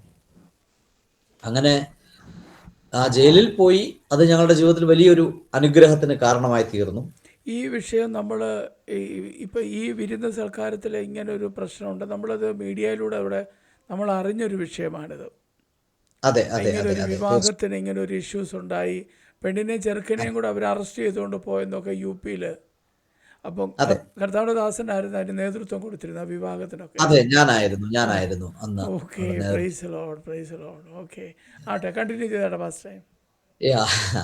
അങ്ങനെ ആ, ഈ ജയിലിലേക്ക് ഞങ്ങളെ അയച്ചു. പക്ഷെ ജയിലിലേക്ക് അയച്ചത് ഞങ്ങൾക്ക് വളരെ ഒരു അനുഗ്രഹത്തിന് കാരണമായി തീർന്നു. കാര്യം പലപ്പോഴും എന്നെ പലരും വിളിക്കുന്നത് സാക്ഷ്യം പറയാന്, കഷ്ടതയും പീഡനവും ദൈവാസ അതൊക്കെ പറയണം എന്നുള്ള ഒരു ഇതിന്. പക്ഷെ ഞങ്ങൾക്കൊരിക്കലും അതൊരു കഷ്ടതയായി തോന്നിയിട്ടില്ല. കാരണം ഞങ്ങൾ ഹിമാചലിൽ നേപ്പാളിലൊക്കെ മിഷൻ ട്രിപ്പിന് പോകുമ്പോൾ ചിലപ്പോൾ 10-15 ദിവസമൊക്കെ ഭക്ഷണമില്ലാതെ അവർ തരുന്നത് കഴിച്ച്, നമ്മൾ ആഗ്രഹിക്കുന്ന ഭക്ഷണമൊന്നും കിട്ടത്തില്ല, അവർ തരുന്ന ഭക്ഷണം കഴിച്ച് ജീവിച്ചു പോകുന്നത് കൊണ്ട് പിന്നെ അവര് എവിടെ മരത്തിന്റെ തണലില്ലെങ്കിൽ അങ്ങനെ, മുളക്കാടിന്റെ കീഴിലെങ്കിൽ അങ്ങനെ ജീവിക്കുന്നത് കൊണ്ട് ജയിലൊരു ബുദ്ധിമുട്ടായിട്ട് തോന്നിയില്ല.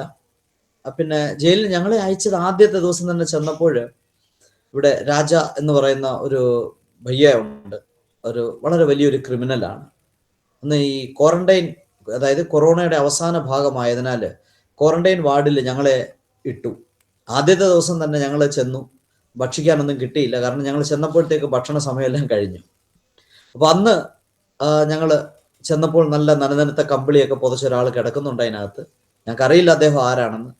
പക്ഷെ ഞങ്ങൾക്ക് കീറിപ്പറിഞ്ഞ കമ്പിളിയൊക്കെയാണ് തന്നത്. അതുകൊണ്ടൊക്കെ ഞങ്ങൾ അവിടെ ചെന്ന് കിടന്നു. പക്ഷെ കിടക്കുന്നതിന് മുമ്പ് ഇന്നും നമുക്ക് ഭക്ഷണം വിധിച്ചിട്ടില്ല, അപ്പൊ നമുക്ക് ദൈവത്തോട് നന്ദി പറയാമെന്ന് പറഞ്ഞ് ഞങ്ങൾ പ്രാർത്ഥിച്ചിട്ട് കിടന്നു. പിറ്റേന്ന് രാവിലെ എഴുന്നേറ്റ് ഞങ്ങൾ 9 പേര് ഒരുമിച്ച് പ്രാർത്ഥിച്ചപ്പോൾ ഈ അടുത്ത് കിടന്നിരുന്ന പുള്ളി ചോദിച്ചു, നിങ്ങൾ ഏത് പന്തിലുള്ളവരാ, ഏത് കൂട്ടായ്മയിലുള്ളവരാ? അപ്പൊ ഞങ്ങൾ പറഞ്ഞു യേശു ക്രിസ്തുവിലുള്ളവരാ. അപ്പൊ പറഞ്ഞു, നിങ്ങളെ പോലെ നാണമില്ലാത്തവർ ഈ ലോകത്ത് വേറെ ആരുമില്ല. ഞങ്ങൾ പറഞ്ഞു അതെ, സത്യമാണ്, അതുകൊണ്ടാണ് ഞങ്ങളിപ്പോൾ ഇവിടെ അകത്ത് കിടക്കുന്നത്. എന്താ നിങ്ങൾ ഇവിടെ കിടക്കുന്നത്? അതിങ്ങനെ മതപരിവർത്തനം എന്നുള്ളതാണ്. ആഹാ, അങ്ങനെയും കേസുണ്ടോ? എന്ന് പറഞ്ഞ അതെ, അത് 2021 ഉണ്ടായ ഒരു 22 ഒരു നിയമമാണ് ഉത്തർപ്രദേശിൽ. അപ്പൊ അങ്ങനെ അതിനെക്കുറിച്ചൊക്കെ ഞങ്ങൾ പറഞ്ഞ് സംസാരിച്ചു.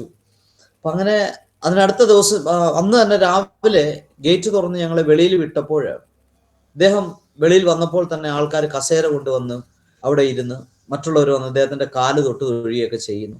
ഞങ്ങൾക്കറിയില്ല ഇദ്ദേഹം ആരാണ്. അപ്പം വലിയ രാഷ്ട്രീയക്കാരൊക്കെ ജയിലിനകത്തുണ്ട്. അവരെല്ലാം വന്ന് ഇദ്ദേഹത്തിന്റെ അടുത്ത് വരുന്നു, കെട്ടിപ്പിടിക്കുന്നു, ചിലർ വന്ന് കാല് തൊട്ട് തൊഴുന്നു.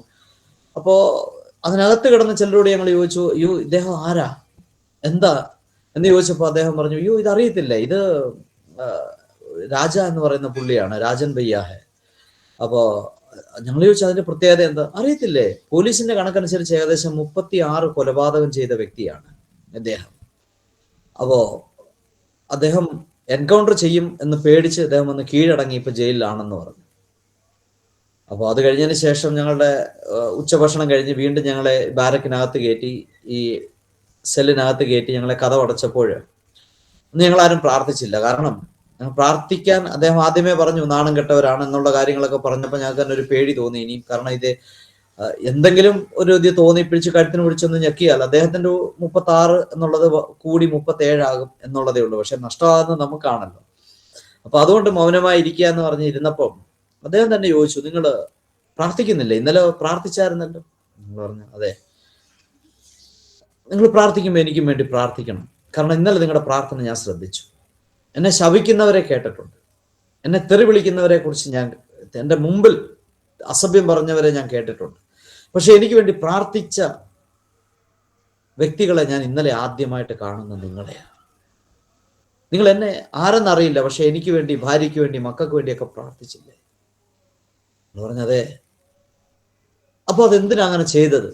ഞങ്ങൾ പറഞ്ഞു അങ്ങനെ പ്രാർത്ഥിച്ചത് കൊണ്ടാണ് ഞങ്ങൾ ഇപ്പൊ ജയിലിൽ കിടക്കുന്നത്. അപ്പോ എന്നോടൊപ്പം ഉണ്ടായിരുന്ന പാസ്റ്റർ ജിതേന്ദ്രൻ എന്ന് പറയുന്ന ആ മകളുടെ വിവാഹം നടത്തിയ ദേവദാസൻ, അദ്ദേഹത്തിന്റെ സാക്ഷ്യം പറഞ്ഞു. സാക്ഷ്യം പറഞ്ഞതിന് ശേഷം ഞാനും എൻ്റെ സാക്ഷ്യം പറഞ്ഞു. വൈകിട്ട് ഞങ്ങളെ 7 മണിക്കാണ് ഭക്ഷണത്തിനായി തുറന്നു വിടുന്നത്. ആ 7 മണി വരെ, ഉച്ചഭക്ഷണം കഴിഞ്ഞ് വൈകിട്ട് 7 മണി വരെ ഞങ്ങൾ യേശുവിനെ കുറിച്ച് സാക്ഷിച്ചു. ഭക്ഷണം കഴിച്ചു കഴിഞ്ഞ് തിരിച്ചു വന്ന് കിടക്കാൻ നേരം പറഞ്ഞു, വീണ്ടും നിങ്ങൾ പ്രാർത്ഥിക്കുമ്പോൾ എനിക്ക് വേണ്ടി പ്രാർത്ഥിക്കണം. ഞങ്ങളോടൊപ്പം അദ്ദേഹം ഇരുന്ന് പ്രാർത്ഥിച്ചു. അന്നൊരു കാര്യം മനസ്സിലായി, ദൈവം നമ്മളെ എവിടെ അയക്കുന്നു അതിൻ്റെ പിന്നിൽ ഒരു ദൈവിക പദ്ധതിയുണ്ട്. ഞങ്ങൾ ആ ജയിലിൽ പോയില്ലായിരുന്നു എങ്കിൽ ഒരിക്കലും അദ്ദേഹത്തോട് ഞങ്ങൾക്ക് സുവിശേഷം പറയാൻ പറ്റില്ല. അങ്ങനെ ഒരു വ്യക്തിയെ വെളിലോകത്ത് കാണാൻ പറ്റുകയില്ല. കാരണം അത്രയ്ക്ക് വളരെ വലിയ സെക്യൂരിറ്റിയുടെ നടുവിൽ അദ്ദേഹത്തിന്റെ ജീവിതം. സാധാരണക്കാർക്കൊന്നും അദ്ദേഹത്തോട് എത്തിപ്പെടാൻ പറ്റിയല്ല അദ്ദേഹത്തിന്റെ അരികിൽ. അപ്പോൾ ദൈവം ഞങ്ങളെ അയച്ചതോർത്ത് ദൈവത്തെ സ്തുതിച്ചു. പ്രിയപ്പെട്ടവർ, ഏകദേശം 19 ദിവസം ഞങ്ങൾ ജയിലിൽ കിടന്നു. പക്ഷെ ഈ 19 ദിവസം ദൈവം ജയിലിൽ കിടത്തിയതല്ല, വെളിയിലുള്ളവർ ഞങ്ങളെ ശിക്ഷിക്കാനായിട്ട് അയച്ചതാ. നിയമവും പോലീസും സുവിശേഷ വിരോധികളും ഒക്കെ. പക്ഷെ ദൈവം ഞങ്ങളെ അയച്ചത് രക്ഷയുടെ ദൂതുമായിട്ടായിരുന്നു. ശിക്ഷയെ രക്ഷയ്ക്ക് ദൈവം കാരണമാക്കി തീർത്തു. ഏകദേശം 40 പേരടങ്ങുന്ന ഒരു കൂട്ടായ്മ ജയിലിനകത്ത് വാർത്തെടുക്കുക എന്നുള്ള ദൈവിക പദ്ധതിയുമായിട്ടായിരുന്നു ദൈവം ഞങ്ങളെ അയച്ചത്. ആ പദ്ധതി നിറവേറ്റി ജയിലിന് വെളിയിൽ വന്നു. എന്നാൽ വീണ്ടും റീഅറസ്റ്റ് ചെയ്യാനൊക്കെ പലരും ശ്രമിച്ചപ്പോഴാണ് ഇവിടെ ഞാൻ സംഘടനയുടെ മൂപ്പന്മാരോട് കാര്യം പറഞ്ഞപ്പോൾ അവർ പറഞ്ഞു, ബിനു, നിനക്ക് ബുദ്ധി ഉണ്ടല്ലോ, എന്താ ചെയ്യാൻ പറ്റുന്നതെന്ന് വെച്ചാൽ ചെയ്തുകൊള്ളുക. പക്ഷെ അറസ്റ്റ് ചെയ്യുമ്പോൾ വീട്ടുകാർക്ക് മക്കള്, വിശേഷിച്ച് എൻ്റെ മോൻ ആ സമയത്ത് +2 പരീക്ഷയ്ക്ക് വേണ്ടി തയ്യാറാവുന്ന സമയമാണ്. മോള് പിന്നെ 10ാം ക്ലാസ്സിൽ. കുഞ്ഞുങ്ങളുടെ ട്യൂഷനൊക്കെ നിർത്തി. കാരണം ഒന്നും ചെയ്യാൻ പറ്റാത്തൊരു സിറ്റുവേഷൻ ആയിരുന്നു. കുഞ്ഞുങ്ങളുടെ പഠനത്തെ വല്ലാതെ ബാധിച്ചു. ഈ ഒരു സാഹചര്യത്തിൽ വീണ്ടും ഒരു അറസ്റ്റ് ഉണ്ടായാൽ അത് ബുദ്ധിമുട്ടാകും. അപ്പം ഞങ്ങളുടെ സഭാ നേതാക്കന്മാരോട് കാര്യങ്ങൾ പറഞ്ഞപ്പം പറഞ്ഞു, നിനക്ക് എന്താ ചെയ്യാൻ പറ്റുന്നത് വെച്ചാൽ ചെയ്തോളൂ. അങ്ങനെയാണ് ഞാൻ ഇവിടുന്ന് ഓടി നാട്ടിൽ പോയി. എന്നെ നാട്ടിൽ അറസ്റ്റ് ചെയ്യാൻ വന്നപ്പോൾ രാത്രിയിൽ ഞാൻ ബൈക്ക് ഓടിച്ചാണ് നാട്ടിൽ പോയത്. കാരണം വണ്ടിയോ ഫ്ലൈറ്റോ, കാരണം SP ഓഫീസിൽ ജോലി ചെയ്യുന്ന ഒരു സഹോദരൻ ഞാൻ സ്നാനപ്പെടുത്തി. അദ്ദേഹം എന്നെ വിളിച്ച് പറഞ്ഞത്, സാറേ ഇന്ന് തന്നെ മാറിക്കോ, കാരണം നാളെ വെളുക്കുന്നതിന് മുമ്പ് നിന്നെ അറസ്റ്റ് ചെയ്യാനായിട്ടുള്ള ഓർഡർ ഉണ്ട്, അതുകൊണ്ട് വേഗം തന്നെ മാറിക്കോളാൻ പറഞ്ഞു. എനിക്കും അറിയില്ല വിഷയം എന്താണ്. അങ്ങനെ ഞാൻ അവിടുന്ന് മാറി. രാത്രിയിലേക്ക് പോകാൻ UP ബോർഡർ വിട്ടുകൊള്ളുക എന്നാണ് അദ്ദേഹം എന്നോട് പറഞ്ഞത്. ഫോണൊക്കെ സ്വിച്ച് ഓഫ് ചെയ്ത്. അപ്പോൾ അങ്ങനെ ബൈക്കേ ഉള്ളായിരുന്നു ആ സമയത്ത് പോകാൻ. കാരണം ബസ്സിലോ ട്രെയിനിലോ പോയാൽ അറസ്റ്റ് ചെയ്യാൻ സാധ്യതയുണ്ടെന്നും അദ്ദേഹം പറഞ്ഞതുകൊണ്ട് ഇവിടുന്ന് ഞാൻ ബൈക്ക് ഓടിച്ച് എന്തായാലും UP വിട്ടു പോകുക എന്നുള്ള ഉദ്ദേശമുള്ളൂ, നാട്ടിൽ പോകാൻ ഉദ്ദേശമില്ലായിരുന്നു. അപ്പോഴും ഓർത്തു, ദൈവം ഒരു അവസരം തന്നല്ലോ. അപ്പോൾ ഓൾ ഇന്ത്യ, പണ്ട് മുതലേ ഒരു ആഗ്രഹമായിരുന്നു ഓൾ ഇന്ത്യയിൽ കറങ്ങിപ്പോയി ബൈക്കിൽ പോയി പ്രാർത്ഥിക്കണമെന്ന്. അങ്ങനെ ആ യാത്ര ഇന്ത്യയുടെ കിഴക്ക് സൈഡ് വഴി ഇങ്ങനെ യാത്ര ചെയ്ത് നാട്ടിൽ എത്തിച്ചേരാൻ സാവകാശം ഉണ്ടായി. നാട്ടിൽ ചെന്നപ്പോഴാണ് പറഞ്ഞത്, നാട്ടിലും എൻക്വയറി വന്നു, എൻ്റെ നാട്ടിലെ പോലീസ് സ്റ്റേഷനിൽ ഒരു എൻക്വയറി വന്നു എന്നറിയാനിടയായിത്തീർന്നു. നാട്ടിലുണ്ടോ എങ്ങനെയാന്നുള്ള ഉത്തർപ്രദേശിന്റെ പോലീസിന്റെ ഒരു അന്വേഷണം.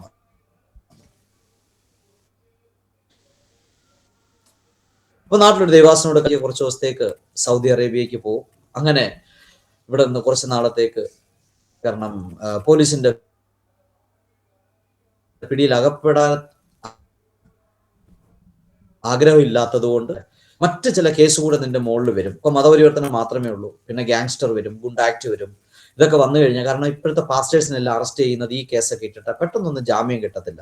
ആ സമയത്താണ് ആസംഗഡില് 6 വർഷത്തേക്ക് 3 പേരെ അറസ്റ്റ് ചെയ്ത് ശിക്ഷിച്ചത്, ഈ ക്രിസ്തീയ ഇതിൽ തന്നെ.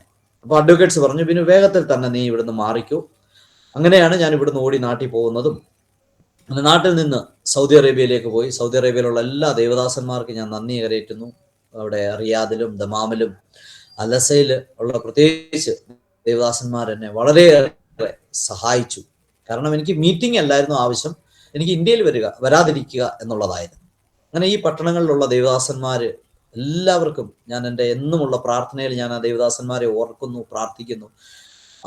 അവിടെ ആയിരുന്ന ഒരു വർഷം ഞാൻ സൗദി അറേബ്യയുടെ പ്രദേശത്ത് പലതവണ വരികയും പോവുകയും ചെയ്തു. കാരണം ആ സമയത്ത് വൈഫിൻ്റെ ഓപ്പറേഷൻ, ക്യാൻസറായി മരിച്ചു പോകും എന്ന് പറഞ്ഞതാണ്. പക്ഷേ ദൈവം മരണത്തിന് ഏൽപ്പിച്ചു കൊടുത്തില്ല. കാരണം 2 കുഞ്ഞുങ്ങളും ഞാനുമായിട്ട് ഒറ്റയ്ക്ക് താമസിക്കുന്നത് ദൈവത്തിന് ഇഷ്ടമല്ലാത്തത് കൊണ്ട് ദൈവം ഫേബയെ ജീവനോടെ മടക്കി തന്നു. പൂർണ്ണ ആരോഗ്യത്തോടെ ഇപ്പോൾ ഫേബ ഞങ്ങളോടൊപ്പം ഉണ്ട്. എൻ്റെ എല്ലാ പ്രതികൂലങ്ങളെ ദൈവം മാറ്റി. ഒപ്പം തന്നെ കർത്താവിൻ്റെ ദാസന് ഈ ജയിലിൽ ആയിരുന്ന സന്ദർഭത്തിൽ ഫാമിലിയുടെ സിറ്റുവേഷൻ എങ്ങനെയായിരുന്നു? വൈഫും കുഞ്ഞുങ്ങളും എങ്ങനെയാ അത്? അപ്പോൾ എങ്ങനെ അവരവിടെ കണ്ടിന്യൂ ചെയ്യാനായിട്ട് എങ്ങനത്തെ ചെയ്തവർ ആ സന്ദർഭത്തിൽ? ആ സമയത്ത് എനിക്കും അറിയില്ലായിരുന്നു ഫേബ ഇത്ര ധൈര്യം ഉണ്ടായിരുന്നു. കാരണം ചെറിയ കാര്യത്തിലും തൊട്ടാവാടിയെ പോലെ വളരെയേറെ കരയുന്ന ഒരു സ്വഭാവക്കാരിയായിരുന്നു. ഞാൻ സൂക്ഷിച്ചു നോക്കിയാൽ കരയും. അങ്ങനെ, കാരണം ഞങ്ങൾ നോക്കാറില്ല, എൻ്റെ ആവശ്യം വന്നിട്ടില്ല. പക്ഷേ ഞാൻ ജയിലിൽ പോയ സമയത്ത് ദൈവം വളരെ ശക്തമായി ഫേബയെ ശക്തീകരിച്ചു. ആ സമയത്ത് പല മീറ്റിങ്ങുകളിലൊക്കെ ഫേബയുടെ സാക്ഷ്യം പറയാനായിട്ടൊക്കെ ചിലരൊക്കെ വിളിക്കുമായിരുന്നു. സമയത്ത് പലരും പറയായിരുന്നു ഈ പുഞ്ചിരിച്ച മുഖവുമായിട്ട് ഫേബയ്ക്ക് അങ്ങനെ ഇരിക്കാൻ കഴിയുന്നു എന്നുള്ളത്. അത് ദൈവം കൊടുത്ത ധൈര്യമാണ്. കാരണം ആഴ്ചയിൽ 2 തവണയെങ്കിലും എന്നെ കാണാൻ ജയിലിൽ വരുമായിരുന്നു ഫേബ. ജയിലിൽ വരുന്ന സമയത്ത് ഞാൻ എപ്പോഴും പറയുമായിരുന്നു, ഫേബ, ഒരു തെറ്റും ചെയ്യാത്ത പോലീസുകാർ ഇതിനകത്തുണ്ട്. അവര് ഡ്യൂട്ടി ചെയ്യുകയാണ്. ഒരു നിശ്ചിത സമയം വരെ അവർ ഡ്യൂട്ടി ചെയ്യും. അവർക്ക് ഈ ജയിലിൽ നിന്ന് വേറൊരു ജയിലിലോട്ട് ട്രാൻസ്ഫർ ആകും. അവർ ജയിലിനകത്താണ്. അതുപോലെ തന്നെ അനേകർ, ജയിലർ സാർ, അദ്ദേഹവും ജയിലർ തെറ്റൊന്നും ചെയ്തതല്ല, പക്ഷേ അദ്ദേഹം കൂടുതലും ജയിലിനകത്താണ്. അപ്പോൾ എന്ന് പറയുന്നതുകൊണ്ട് ഒരു നിശ്ചിത സമയത്തേക്ക് ദൈവം ഈ ജയിലിനകത്തേക്ക് എന്നെ അയച്ചു. എന്നെ ഏൽപ്പിച്ച ഡ്യൂട്ടി ചെയ്യാനാണ്. അതുകൊണ്ട് എനിക്ക് ഇതിന്റെ ധൈര്യം വേണം എന്നുള്ള കാര്യം. ഇപ്പം മോൻ എന്നോട് പറയായിരുന്നു, ട്യൂഷന് പോകുന്ന സ്ഥലത്ത് നിന്നൊക്കെ പപ്പ ഇന്നപോലെ ചോദ്യം ചോദിക്കുന്നത് കാരണം നിന്റെ അപ്പൻ ജയിലിൽ നിന്ന് വന്നില്ലേ എന്നൊക്കെയുള്ള ആ ഒരു ഇതൊക്കെ വന്നപ്പോഴത്തേക്ക് മക്കൾക്ക് ട്യൂഷന് പോകാൻ പറ്റുന്നില്ല. വളരെയേറെ കുഞ്ഞുങ്ങളെ ഒത്തിരി, കാരണം അവർ 10ലും 12 +2 ഒക്കെ പഠിക്കുന്ന സമയത്ത് ഒത്തിരി തകർന്ന ഒരവസ്ഥയായിപ്പോയി. അങ്ങനെ കുഞ്ഞുങ്ങൾ വന്ന് ഇതുപോലെ പറയും. ഞാൻ പറഞ്ഞു, മക്കളെ, ഇതാണ് ക്രിസ്തീയ ജീവിതം. നമുക്ക് ഈ ജയിൽ കൊണ്ടൊന്നും തീരുന്നതല്ല. ഇതിലുപരിയായിട്ട് അവിടെയും സ്വർഗത്തെക്കുറിച്ചുള്ള കാഴ്ചപ്പാടിനെ കുറിച്ച് അവരോട് വർണ്ണിക്കാൻ, ഇപ്പൊ ക്രിസ്തു യേശു സഹിച്ച കഷ്ടത്തെക്കുറിച്ച്, അത് നോക്കുമ്പോൾ നമ്മുടെ കഷ്ടമൊന്നും അല്ല മക്കളെ എന്നുള്ള കാര്യം പറയാം. ഇത് മാത്രമല്ല, മോനോട് ഞാൻ എപ്പോഴും പറയുന്നൊരു കാര്യം, ഒരു കണ്ടത്തിൽ അല്ല ഒരു കൃഷിപ്പണിക്ക് ഇറങ്ങിയാൽ ദേഹത്ത് ചെളി പറ്റും, ഒരു മെക്കാനിക് ആയാൽ ദേഹത്ത് കരിയോയിൽ പറ്റും എന്ന് പറയുന്നല്ലോ. സുവിശേഷകൻ എന്നുള്ള നിലയിൽ നമ്മൾ ജീവിക്കുകയാണെങ്കിൽ തീർച്ചയായിട്ടും മർദ്ദനമേക്കും, പീഡനമേക്കും. കാരണം ക്രിസ്തുവിൻ്റെ ജീവിതം നോക്കിയാൽ അതാണ് നമുക്ക് കാണാൻ കഴിയുന്നത്. എന്ന് വിചാരിച്ച കഷ്ടം മാത്രമല്ല, ദൈവത്തിൽ സന്തോഷിക്കാനുള്ള സാഹചര്യവും ദൈവം തരും. അങ്ങനെയാണ് ആ സമയത്ത്, ജയിൽ ജീവിത സമയത്ത് പിന്നെ അനേകര് 100ഉം 200ഉം 500ഉം 1000ഉം 5000ഉം ഒക്കെ ആയിട്ട് അന്ന് സഹായിച്ചു. അങ്ങനെ ആ സഹായത്തിന്റെ ഫലമായിട്ട് ചിലര് അരി വാങ്ങി വീട്ടിൽ കൊണ്ടുവന്നു, ചിലര് വീട്ടിലേക്ക് വേണ്ടുന്ന ആവശ്യങ്ങൾ, ആ സമയത്ത് 3 മാസത്തെ ഫീസ് ചില ദൈവമക്കള് അടച്ചു.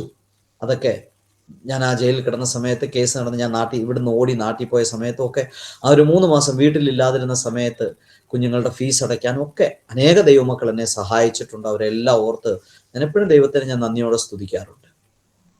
അങ്ങനെ ജയിലിൽ നിന്ന് കിടക്കുന്ന സമയത്ത് ഫേബ ഇങ്ങനെ വരും, കാണും. അങ്ങനെ ആദ്യ ദിവസം തന്നെ ഇദ്ദേഹം,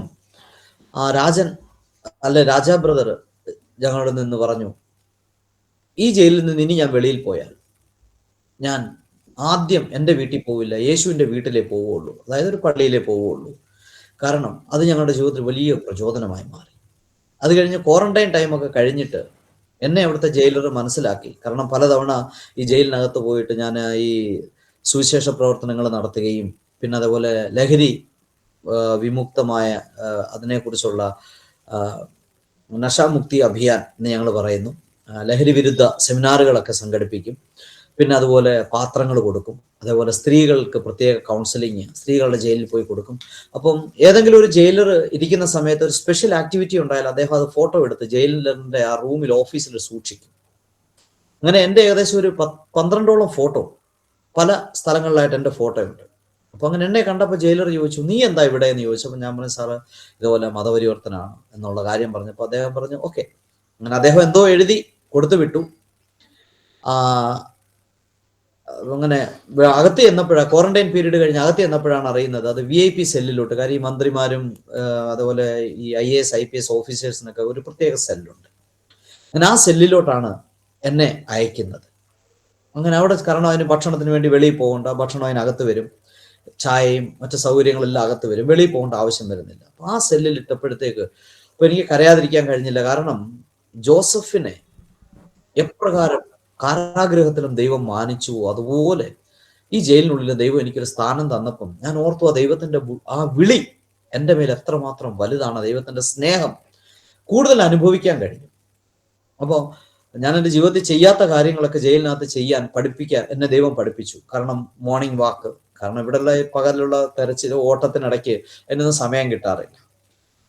അപ്പോൾ അവിടെയുള്ള ഈ മന്ത്രിമാരും അതുപോലുള്ള IAS IPS ഓഫീസേഴ്സൊക്കെ അവർ മോർണിംഗ് വാക്ക് ചെയ്യുന്ന കാണുമ്പം അവരോടൊപ്പം യാത്ര ചെയ്യുന്ന സമയത്ത് എനിക്ക് വളരെയേറെ സമയങ്ങൾ ജയിലിനകത്ത് കറങ്ങി നടന്ന് പ്രാർത്ഥിക്കാനും ഒരുപാട് ദൈവവുമായിട്ട് അടുത്ത് ഇടപഴകാനും ദൈവത്തിന്റെ സാമീപ്യം അനുഭവിച്ചറിയാൻ എല്ലാം കഴിഞ്ഞൊരു സമയമായിരുന്നു.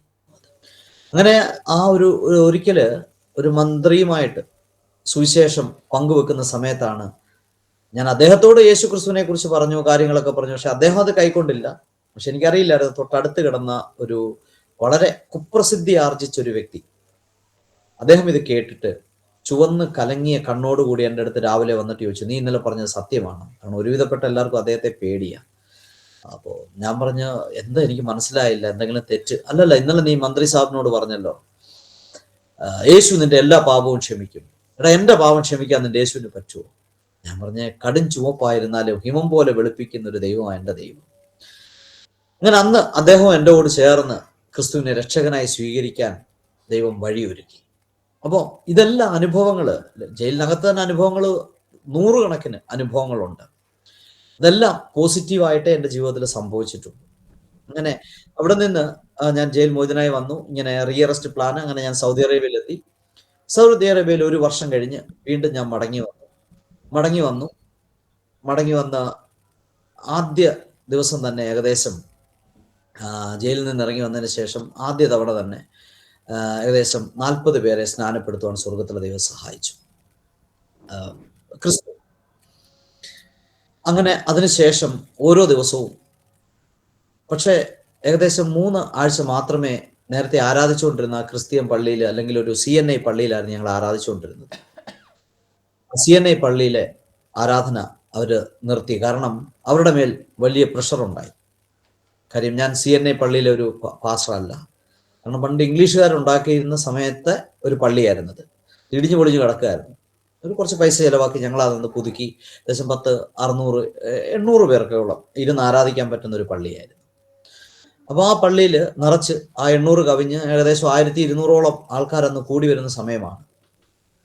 അപ്പോൾ ആ സമയത്ത് CNIയുടെ അധികാരികൾ വിളിച്ചിട്ട് പറഞ്ഞു, സോറി, ഇവിടെ നിനക്ക് ഇനി ആരാധിക്കാൻ പറ്റിയല്ല, പെട്ടെന്ന് തന്നെ നീ ഇവിടുന്ന് മാറിക്കൂ എന്ന് പറഞ്ഞു. അങ്ങനെ അവിടുന്ന് ചർച്ച് ബാനായി. സ്വന്തമായിട്ട് ആരാധനാലയം ഇല്ലാത്തവർക്ക് ആരാധിക്കാൻ പറ്റത്തില്ല. അപ്പോഴാണ് ഞാൻ സംഘടനയോടൊക്കെ ചോദിച്ചത് എന്തെങ്കിലും ചെയ്യാൻ പറ്റുമോ, കാരണം ഈ 10,200 പേരെ കൊണ്ട് ഞാൻ എങ്ങോട്ട് പോകും? കാരണം ആദ്യം 4,000 പേര് ഒരുമിച്ച് കൂടിയിരുന്ന് ആരാധിച്ചിരുന്ന സ്ഥലമായിരുന്നു. അപ്പൊ അവിടെ ഇങ്ങനെയുള്ള പ്രശ്നം വന്നപ്പോഴാണ് ഇതിനെ ഡിവൈഡ് ചെയ്ത് പല ഭാഗങ്ങളായിട്ട്, അങ്ങനെയാണ് പല ചർച്ചുകൾ ഇവിടെ ആരംഭിച്ചത്. അങ്ങനെ ഏകദേശം ഒരു 12ഓളം ചർച്ചുകൾ, കൂട്ടായ്മ ഇവിടെ ഈ ജില്ലയ്ക്കകത്ത് തന്നെ ദൈവകൃപയാൽ നടന്നു വന്നിരുന്നു. ഇത്രയും ആൾക്കാരെ കൊണ്ട് എങ്ങോട്ട് പോകുന്നുള്ള ചോദ്യത്തിന് അവരുടെ കയ്യിലും മറുപടിയില്ല, എനിക്കും അറിയില്ല. അങ്ങനെയാണ് പിന്നീട് ഓൺലൈൻ ആരാധന തുടങ്ങി. ആ ഓൺലൈൻ ആരാധനയിലും എല്ലാ വർഷവും 100 കണക്കിന് ആൾക്കാരാണ് ക്രിസ്തുവിനെ രക്ഷകനായി സ്വീകരിച്ചത്, ദൈവരാജ്യത്തിൽ പ്രവേശിച്ചത്, ദൈവരാജ്യത്തിന് യോഗ്യരായി അവർ മാറി. അങ്ങനെ ഈ സംഘടനയിൽ നിന്ന് ഏകദേശം ഞാൻ മാറിക്കഴിഞ്ഞതിന് ശേഷം ഒരു 3 ദിവസം കഴിഞ്ഞപ്പോഴാണ് ഇവിടെ വസ്തുവിനെ കുറിച്ച് ഒരു ദൈവദാസനോട് സംസാരിക്കുകയും, അങ്ങനെ ഇവിടെ ഒരു അല്പം വസ്തു വാങ്ങുവാനും, ഒരു താഴെ ഒരു വലിയൊരു ഹോളോടുകൂടെ, കാര്യം ഹോള് പള്ളിയാണ് എന്ന് കരുതി അത് ഇടിച്ചു കളയാൻ ബുൾഡോസറുമായിട്ടൊക്കെ ആൾക്കാർ വന്നു, JCB ആയിട്ട് വന്നിരുന്നു. പക്ഷെ ഞാൻ പറഞ്ഞതിൽ പള്ളിയല്ല, അതൊരു സ്കൂളായിട്ട് നിർമ്മിക്കാനാണ് ഞങ്ങൾ അങ്ങനെ ചെയ്യുന്നത്. അത് പണി കഴിഞ്ഞതിന് ശേഷം ഞങ്ങൾ പാർട്ടായിട്ട് മാറ്റി ക്ലാസ് റൂമായിട്ട് ചെയ്തുകൊള്ളാം. അങ്ങനെ അവർ JCB ആയിട്ടൊക്കെ മടങ്ങിപ്പോയി. അതിന്റെ പ്രവർത്തനം ഇപ്പം നടന്നുകൊണ്ടിരിക്കുന്നു. പക്ഷെ ഈ വർഷ അവസാനത്തോളം എത്തിയക്കഴിഞ്ഞ് ഞാൻ പറഞ്ഞിട്ട് ഏകദേശം 150-ലധികം ജനങ്ങൾ ഈ വർഷവും, ആരാധന ആലയമില്ല, മറ്റൊരു കൂടിവരവില്ല, ഏകദേശം 130ഓളം ഹൗസ് ചർച്ചസ് ആണ് ഇവിടെ ഉള്ളത്. ഈ ഹൗസ് ചർച്ചസുകളെല്ലാം കൂടെ ഒരുമിച്ച് കൂടി ഇത്രത്തോളം ആൾക്കാർ ക്രിസ്തുവിൽ വളർന്നുകൊണ്ടേയിരിക്കുന്നു. അങ്ങനെ ഇരിക്കുകയാണ് ഈ കഴിഞ്ഞ മാസം, അതായത് നവംബർ 2-ാം തീയതി, എല്ലാ മാസവും ആദ്യത്തെ 2 ആഴ്ച തിരുവത്താഴത്തിന്റെ സമയമാണ്. കാരണം 2 ആഴ്ചയോളം വേണം ഈ ഇത്രയും ഹൗസ് ചർച്ചസുകളിൽ തിരുവത്താഴം എത്തിക്കുവാനായിട്ട്. കാര്യം പല ഗ്രാമങ്ങളിൽ എനിക്ക് ചെല്ലാൻ പറ്റുകയില്ല, കാരണം ഈ സുവിശേഷ വിരോധികളുടേതാകുന്ന സ്പൈ വർക്കേഴ്സ് ഉണ്ട്. അവർ ഇൻഫോം ചെയ്ത് കഴിഞ്ഞാൽ എന്നെ അറസ്റ്റ് ചെയ്യും. അപ്പോൾ അതുകൊണ്ട് പല ഗ്രാമങ്ങളിൽ എനിക്ക് പോകാൻ പറ്റാത്തതുകൊണ്ട് അവർ ട്രാക്ടറിൽ, ഓട്ടോറിക്ഷയിലൊക്കെ ഗ്രാമത്തിന് വെളിയിൽ വരും. ഏതെങ്കിലും പാലത്തിന്റെ കീഴിലോ അല്ലെങ്കിൽ മരത്തിന്റെ കീഴിലൊക്കെ ഞങ്ങൾ വണ്ടി നിർത്തി അവിടെ വെച്ചാണ് ഞങ്ങൾ തിരുവത്താഴം നടത്തിക്കൊണ്ടിരിക്കുന്നത്. അങ്ങനെ ഇരിക്കെ ഒരു ഗ്രാമത്തിൽ തിരുവത്താഴവുമായി പോകുന്ന സമയത്ത് ഒരു ചർച്ചിലെ ഒരു വിശ്വാസി അദ്ദേഹത്തിൻ്റെ ഹാർട്ട് പേഷ്യൻ്റ് ആയിരുന്നു അദ്ദേഹം. അപ്പോൾ ഈ ആൻജിയോപ്ലാസ്റ്റി ഒക്കെ കഴിഞ്ഞ് അദ്ദേഹം തിരിച്ച് വീട്ടിൽ വിശ്രമിക്കുന്നു എന്നറിഞ്ഞപ്പോൾ ഒന്ന് പ്രാർത്ഥിക്കാമെന്ന് കരുതി ഒരു ഭവനത്തിലോട്ട് പോയി. ഒപ്പം തന്നെ ഇപ്പോൾ ഈ പുതിയ വീട് പണി നടക്കുന്നു. അപ്പം വീട് പണി നടക്കുന്നിടത്ത് ജനല്, വാതിലുകൾ ഇതൊക്കെ പണിയാനായിട്ട് ആരെങ്കിലും വേണം എന്ന് എൻ്റെ ഒരു സുവിശേഷകനോട് പറഞ്ഞ, തൊട്ടടുത്ത ജില്ലയിലുള്ള ഒരു സുവിശേഷകനോട് ഈ കാര്യം പറഞ്ഞു. അപ്പൊ അദ്ദേഹം പറഞ്ഞു, എൻ്റെ ഒരു ബന്ധുവുണ്ട്, ആ ബന്ധുവിന്റെ വീട് ഇന്ന ഗ്രാമത്തിലാണ്. ഞാൻ പറഞ്ഞു ശരി, എന്നാ എന്നെ കൂടെ ഒന്ന് പരിചയപ്പെടുത്ത്. അങ്ങനെ എന്നെ പരിചയപ്പെടുത്താനായിട്ട് ഈ അയൽ ജില്ലയിലുള്ള സുവിശേഷകനും എൻ്റെ കൂടെ വന്ന് അദ്ദേഹം ഞങ്ങൾ ഒരുമിച്ച് ആ വീട്ടിൽ പോയി പ്രാർത്ഥിച്ചു. എന്നിട്ട് ആ ജോലിക്കാരൻ്റെ അടുത്തോട്ട് പോകാനായിട്ടിരിക്കുന്ന സമയത്താണ് പോലീസ് വന്ന് ഈ കഴിഞ്ഞ മാസവും അറസ്റ്റ് ചെയ്ത് രാത്രി ഏകദേശം 11:30 വരെ ലോക്കപ്പിൽ വെച്ചിരിക്കുകയായിരുന്നു. പക്ഷെ ഇന്ന് രാത്രി അവർ വലിയ ഭീമമായ ഒരു എമൗണ്ട് ആണ് ചോദിച്ചത്. പക്ഷെ അത്രത്തോളം കൊടുക്കാനൊന്നും കഴിഞ്ഞില്ലെങ്കിലും രാത്രി ഫേബ ആരെയൊക്കെയോ വിളിച്ചു, കുറച്ച് പൈസ അഡ്ജസ്റ്റ് ചെയ്ത് പോലീസുകാർ കൊടുത്ത് വെളിയിലിറങ്ങി വന്ന്. അപ്പം ഈ ഒരു മാസം വീണ്ടും ഞാൻ ഇവിടുന്ന് രാജസ്ഥാന്, പഞ്ചാബ്, ഹരിയാന ഇങ്ങനെ പല സംസ്ഥാനങ്ങളിലൊക്കെ മാറി, ഡൽഹി ഒക്കെ മാറി മാറി നിൽക്കുകയായിരുന്നു. പിന്നെ ഇപ്പോൾ കോടതിയിൽ ഹാജരാവേണ്ട ദിവസമായപ്പോഴാണ് ഈ കഴിഞ്ഞ വെള്ളിയാഴ്ച വീണ്ടും മടങ്ങി ഇവിടെ വന്നത്. അപ്പം പണിഞ്ഞുകൊണ്ടിരിക്കുന്ന ഭവനത്തിന്റെ പണിയൊക്കെ ഇപ്പം നിന്നിരിക്കുന്നു. കാര്യം അതിന് മുന്നോട്ട് പോകണമെങ്കിൽ തീർച്ചയായിട്ടും ദൈവമക്കളുടെ പ്രാർത്ഥന ആവശ്യമാണ്. അതിൻ്റെ മുകളിലത്തെ നിലയിൽ താമസിക്കാനും താഴെ ഇപ്പോൾ തത്കാലം ആരാധനാലയം എന്ന് പറയാൻ പറ്റുകയില്ല, എങ്കിലും ദൈവകൃപയാൽ നല്ലൊരു ഹാള് പണിഞ്ഞിട്ടുണ്ട്.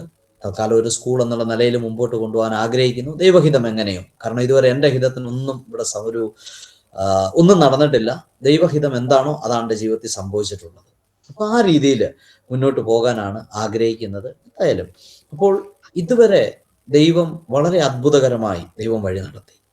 ആ ഭിക്ഷക്കാരുടെ ഗ്രാമത്തില്, അല്ലെങ്കിൽ വേശ്യകളെന്നോ ഒക്കെ പറയുന്ന അവരുടെ ഏകദേശം 280-ലധികം കുഞ്ഞുങ്ങളെ ഇപ്പോഴും അവരെ ടേക്ക് കെയർ ചെയ്ത് പഠിപ്പിക്കുവാൻ സ്വർഗത്തിൽ ദൈവം സഹായിക്കുന്നുണ്ട്.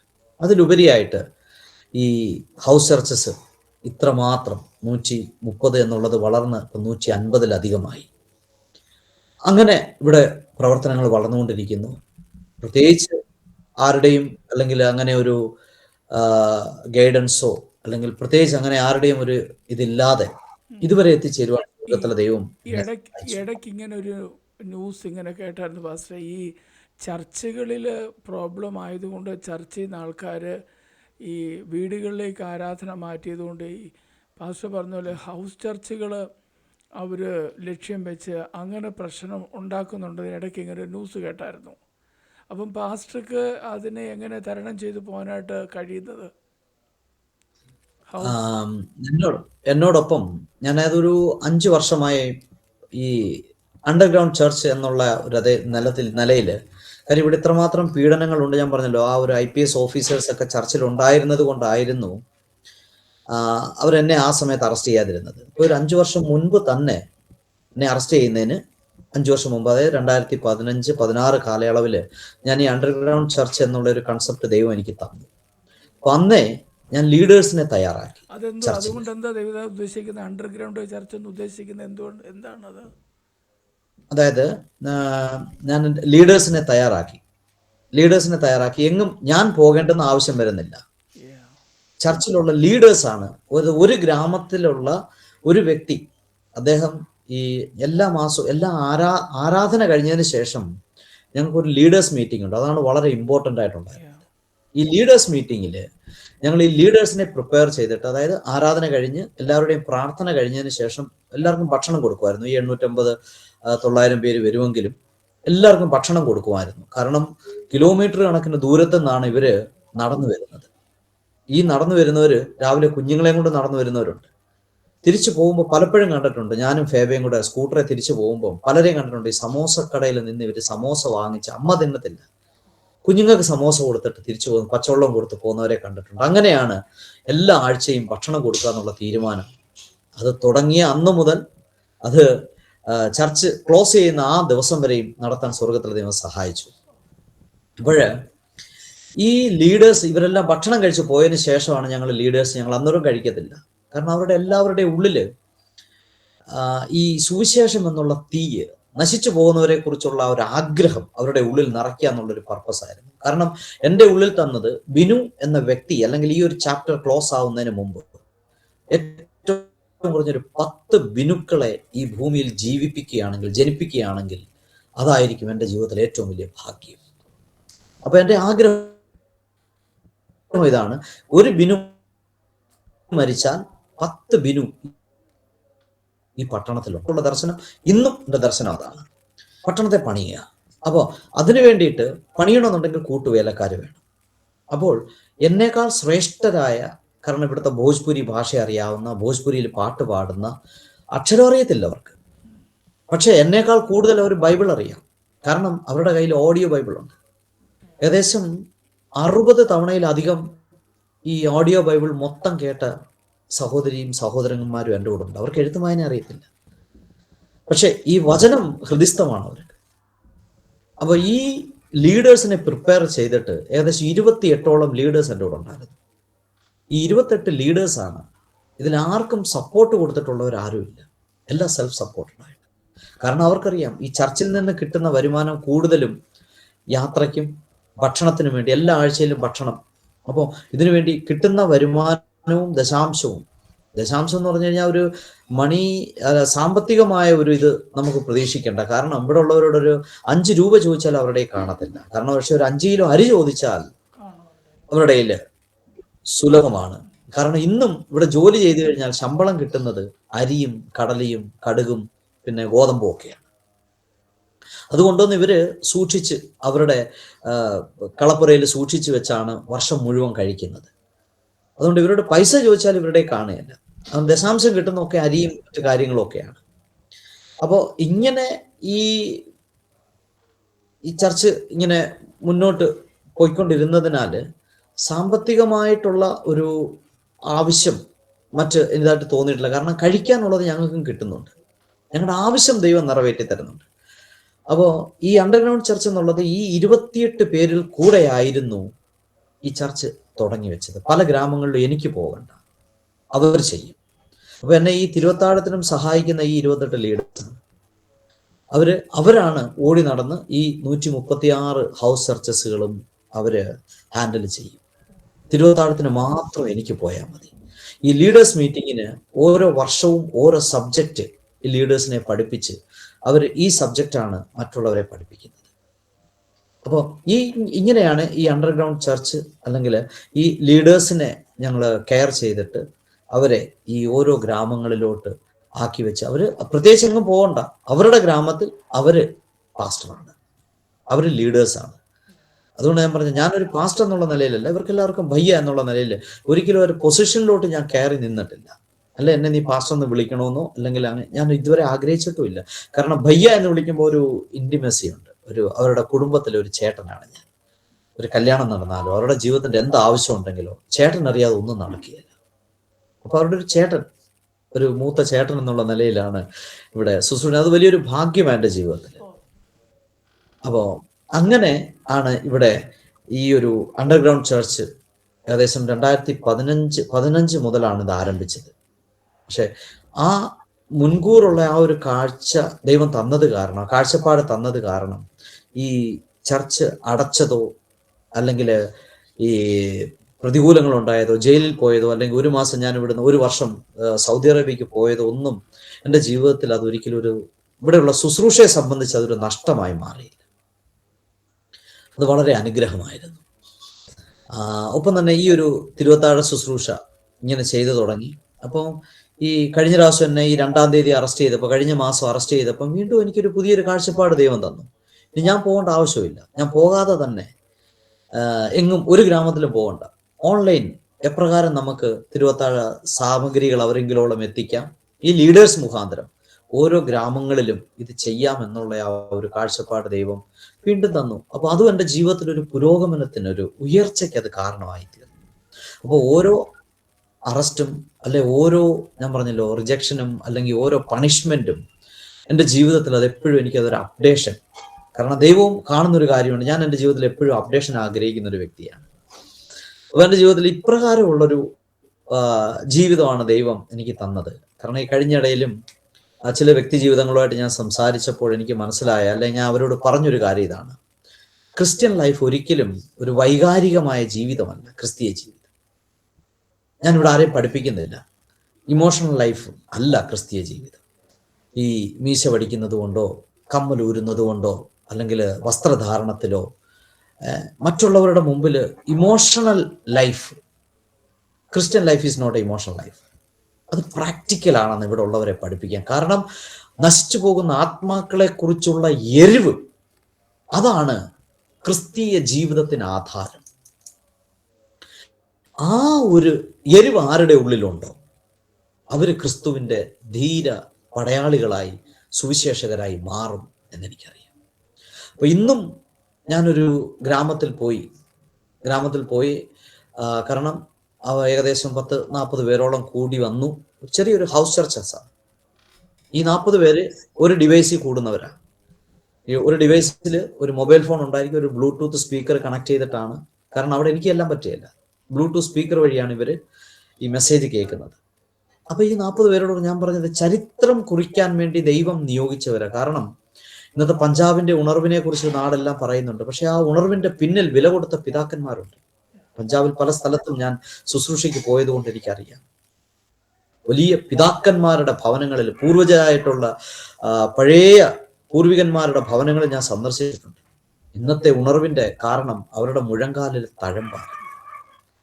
അപ്പോ അവരുമായിട്ട് പങ്കുവെച്ചതുകൊണ്ട് ഇന്ന് ഫിലിം ഫീൽഡ് ആയിക്കൊള്ളട്ടെ, സ്പോർട്സ് ഫീൽഡ് ആയിക്കൊള്ളട്ടെ, പൊളിറ്റിക്സ് ആയിക്കൊള്ളട്ടെ, എല്ലാത്തിനെയും ദൈവം പഞ്ചാബിനെ ഉന്നതിയിലേക്ക്, കാരണം സുവിശേഷ പ്രവർത്തനത്തിൽ ഇന്ത്യയിൽ ഏറ്റവും കൂടുതൽ ആൾക്കാർ കൂടി വരുന്നത് പഞ്ചാബിലാണ് എന്ന് നമുക്കറിയാം, എല്ലാവർക്കും അറിയാവുന്ന കാര്യമാണ്.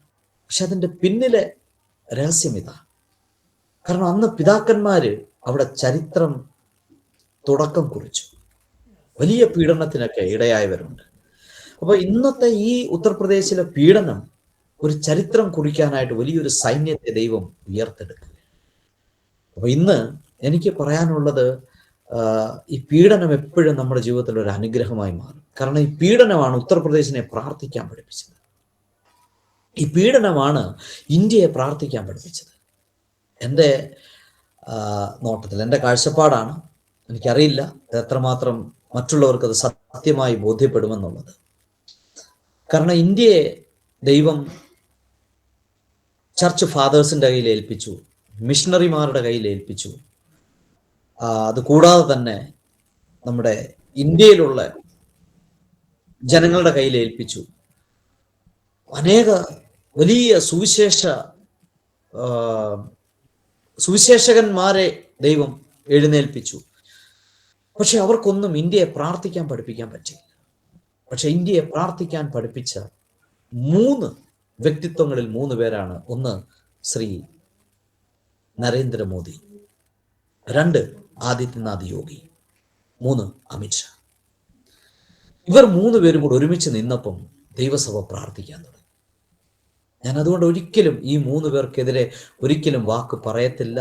കാരണം അവർക്ക് വേണ്ടി ഏറ്റവും കൂടുതൽ, കാരണം എൻ്റെ ദാസനായ നെബൂഖദ്നേസർ എന്നും, എൻ്റെ ദാസനായ, അതായത് പഴയ നിയമത്തിലായാലും പുതിയ നിയമത്തിലായാലും ഈ പീഡിപ്പിക്കുന്നവരെ കുറിച്ച് ദൈവം പറയുന്നത് എൻ്റെ ദാസൻ.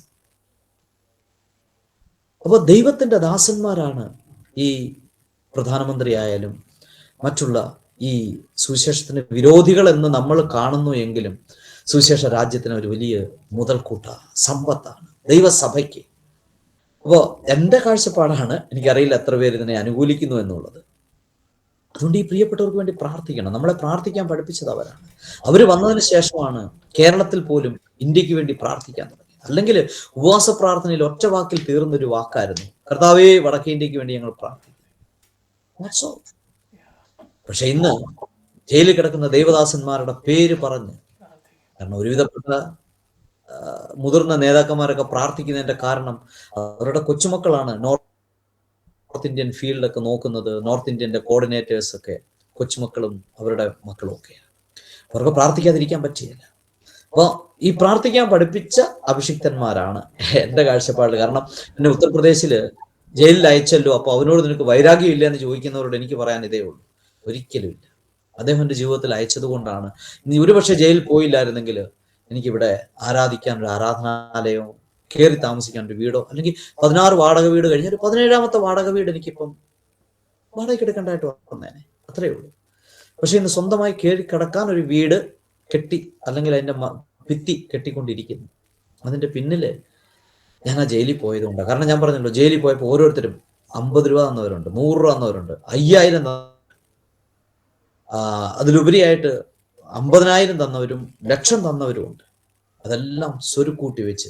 കാരണം ഇന്നും എൻ്റെ കൂടെ വന്ന ആൾ ചോദിച്ചു, നിനക്ക് ഈ തണുപ്പത്ത് നല്ലൊരു ഷൂ വാങ്ങിക്കൂടെ? ഞാൻ പറഞ്ഞു, വാങ്ങിക്കാം, എനിക്ക് വാങ്ങിക്കുന്നതിന് കുഴപ്പമില്ല. പക്ഷെ ദൈവമക്കളെ തരുന്ന ഓരോ പൈസയ്ക്കും എനിക്ക് കണക്ക് ബോധിപ്പിക്കണം, അല്ലെങ്കിൽ നാളെ ദൈവം മുമ്പാകെ എനിക്ക് കണക്ക് ബോധിപ്പിക്കണം. അതുകൊണ്ട് ഇപ്പൊ തൽക്കാലം തണുപ്പിൽ നിന്ന് രക്ഷ നേടാനുള്ള അത്യാവശ്യ സാധനങ്ങളെല്ലാം എനിക്കുണ്ട്. അതുകൊണ്ട് എനിക്ക് പ്രത്യേക ഒരു ഇത് വേണ്ട. അതുകൊണ്ട് ചെയ്യുന്ന ദൈവം എന്നെ ഏൽപ്പിച്ചത് ഓരോന്നും സ്വരുക്കൂട്ടി വെച്ച്. ഞാൻ പറഞ്ഞല്ലോ, സൗദി അറേബ്യയിൽ പോയപ്പോൾ ഓരോരുത്തരും തന്ന ചെറിയതാണെങ്കിലും വലിയതാണെങ്കിലും ആ തുകയെല്ലാം അതെനിക്ക് വലിയ, വിശേഷിച്ച് ദമാമിലുള്ള അനേക ശുശ്രൂഷകന്മാർ, റിയാദിലുള്ള ശുശ്രൂഷകന്മാർ, അലസായിലുള്ളവരൊക്കെ എനിക്ക് തന്ന അവരുടെ കാഴ്ചപ്പാട് ഒരുപക്ഷെ ചെറുതായിരിക്കാം, പക്ഷെ എൻ്റെ ജീവിതത്തിൽ അത് വലിയ സംഭാവന. അതുകൊണ്ടാണ് എനിക്ക് ആസംഗഡിൽ ഇങ്ങനെ ഒരു മിഷൻ സ്റ്റേഷൻ. കാരണം ഇതിന് ചുറ്റളവിലുള്ള ഏകദേശം 5 ജില്ലയുണ്ട്. ഈ 5 ജില്ലയിൽ ഒരൊറ്റ മിഷൻ സ്റ്റേഷൻ ഇല്ല.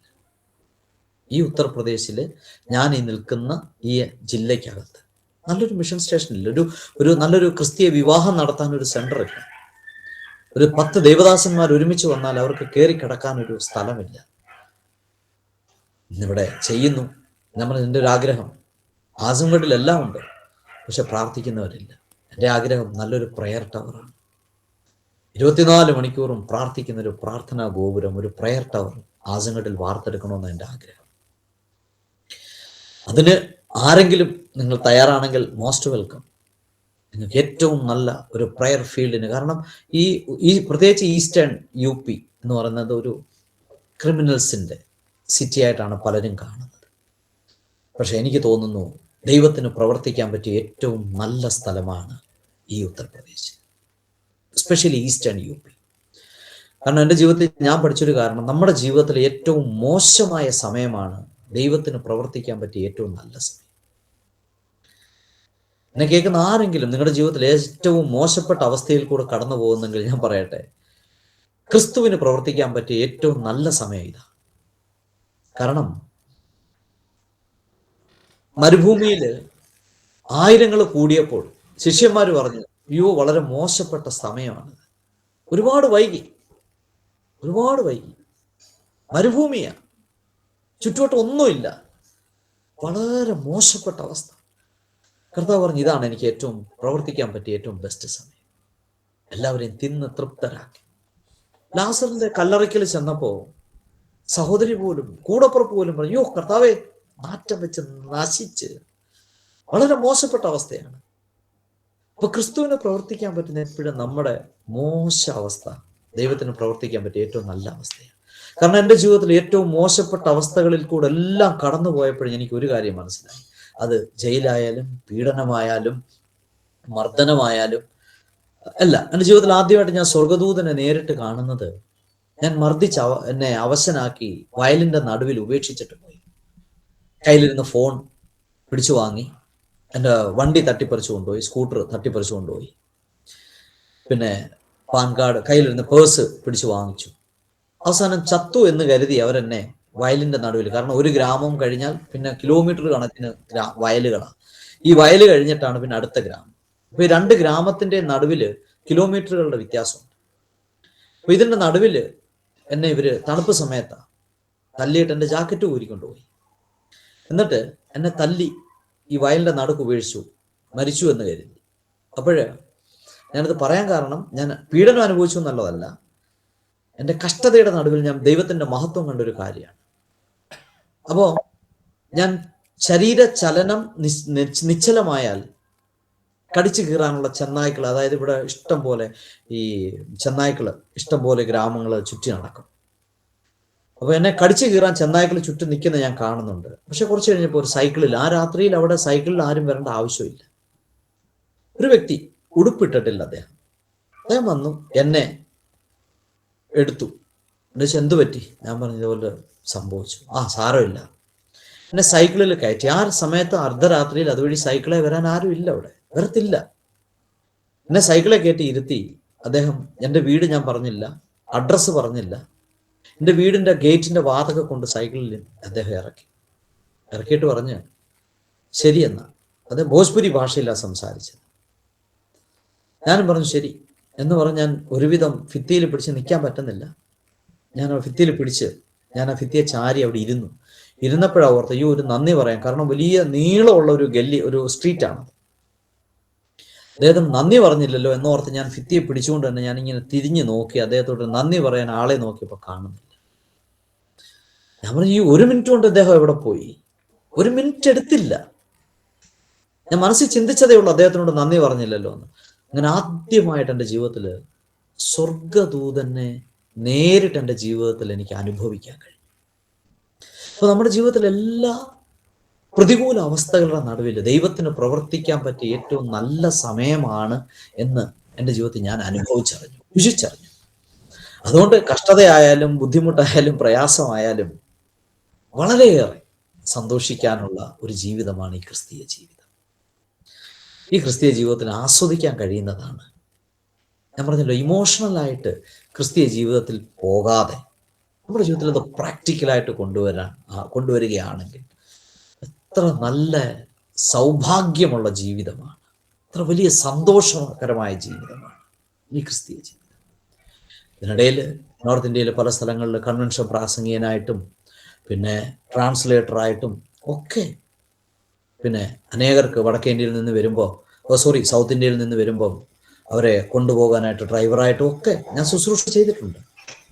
അതെല്ലാം എൻ്റെ ജീവിതത്തിൽ ഒരിക്കലും അല്ലെങ്കിൽ ഒരു സംഘടനയുടെ കോർഡിനേറ്ററോ അല്ലെങ്കിൽ ഒരു പ്രസ്ബിറ്ററോ എന്നുള്ള നിലയിലൊന്നും അല്ല ഒരിക്കലും ഞാൻ ജീവിച്ചത്. കാരണം അങ്ങനെ പോകാൻ എവിടെങ്കിലും ഒരു അഹങ്കാരം എൻ്റെ ജീവിതത്തിൽ ഉദിച്ചാൽ ദൈവം അത് ഉടനെ തന്നെ തിരുത്തും അനുഭവങ്ങളിൽ കൂടെ.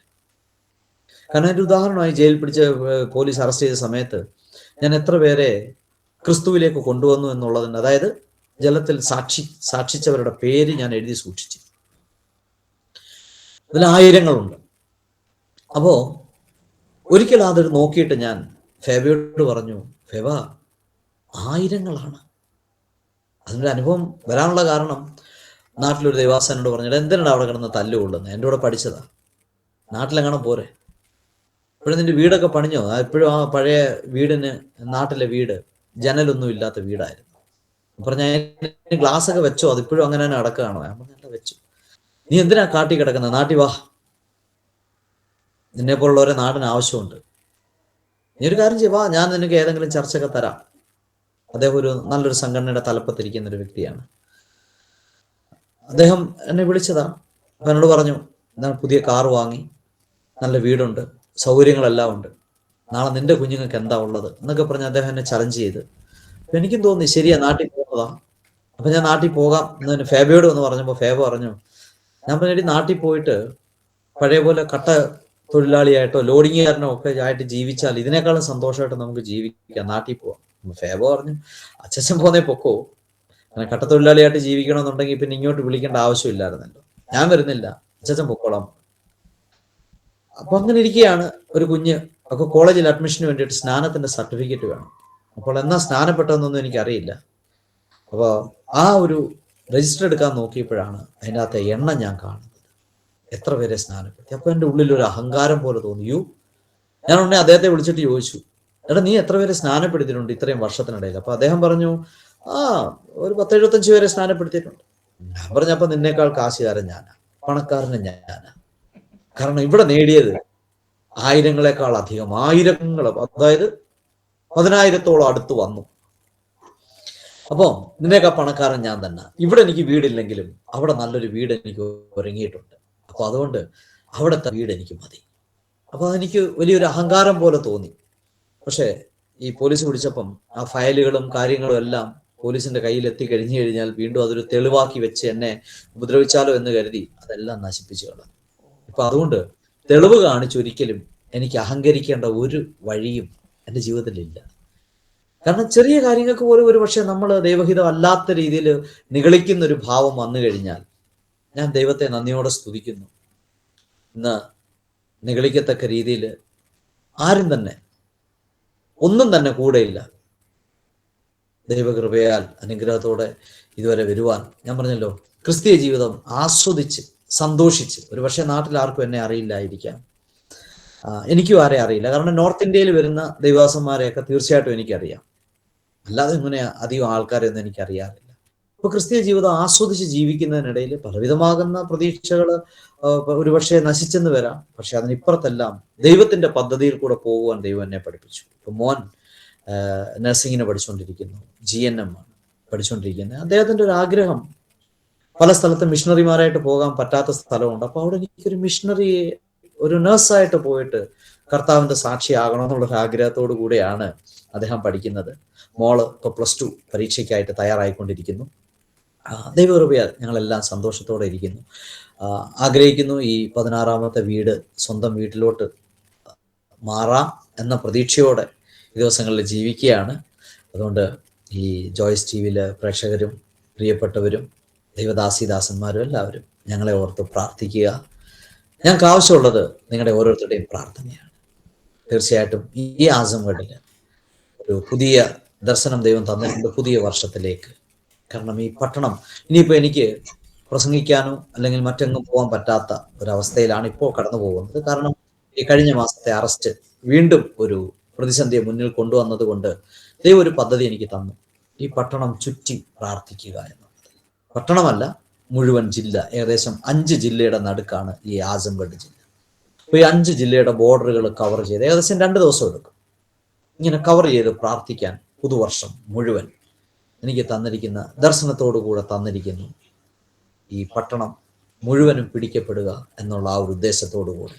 ഒപ്പം തന്നെ ഉത്തർപ്രദേശിൽ എവിടെയൊക്കെ ദൈവം എങ്ങനെയൊക്കെ ചെയ്യാൻ ആഗ്രഹിക്കുന്നു അതിനെല്ലാം ഒരുങ്ങി എൻ്റെ ജീവിതത്തെ ഏൽപ്പിക്കുകയാണ്. നിങ്ങളുടെ എല്ലാവരുടെയും പ്രാർത്ഥന എനിക്ക് വേണം. കാരണം എനിക്ക് പ്രത്യേകിച്ചൊരു മാതൃസഭയോ അല്ലെങ്കിൽ അങ്ങനെ ഒരു ബാക്ക് സപ്പോർട്ട് നിങ്ങൾ ഓരോരുത്തരുമാണ്. ആ ഒരു പ്രതീക്ഷയോടെ ആഗ്രഹത്തോടെ എൻ്റെ സാക്ഷ്യം ഇവിടെ ഞാൻ നിർത്തുവാൻ ആഗ്രഹിക്കുന്നു. പറയുവാൻ ആയിരക്കണക്കിന് അനുഭവങ്ങളുണ്ട്, പക്ഷെ സമയം അധികം നീളുന്നത് കാരണം എൻ്റെ സാക്ഷ്യത്തെ തൽക്കാലം ഇവിടെ ഞാൻ നിർത്തുവാൻ ആഗ്രഹിക്കുന്നു. ദൈവം എല്ലാവരെയും സഹായിക്കട്ടെ. നിങ്ങളുടെ പ്രാർത്ഥനയിൽ എന്നെയും ഓർത്തുകൊള്ളണം എന്ന് അപേക്ഷിച്ചുകൊണ്ട് വാക്കുകളെ നിർത്തുന്നു. ദൈവം സഹായിക്കട്ടെ. Thank you very much. Price the Lord. സ്തോത്രം. അനുഗ്രഹിക്കപ്പെട്ടതായ ഒരു സാക്ഷ്യം കേൾക്കുവാൻ കർത്താവ് ഒരു അവസരം ഒരുക്കി. കർത്താവിൻ്റെ ദാസൻ തൻ്റെ ജീവിതാനുഭവത്തിൽ നിന്ന് ഷെയർ ചെയ്തതായ ചുരുങ്ങിയ സമയത്തിനുള്ളിൽ ഷെയർ ചെയ്ത കാര്യം, ഒത്തിരി അനുഭവങ്ങൾ പ്രിയപ്പെട്ടവൻ്റെ ജീവിതത്തിലുണ്ടെന്ന് ഓർപ്പിപ്പാനിടയായിരുന്നു. കേട്ട ജീവിത അനുഭവങ്ങളുടെ വെളിച്ചത്തിൽ ഇന്ന് അതിനകത്ത് ഞാനടക്കം എന്നെയും കൂടെ പ്രതി ചേർത്ത് വേണേൽ നമുക്ക് പറയാൻ പറ്റും.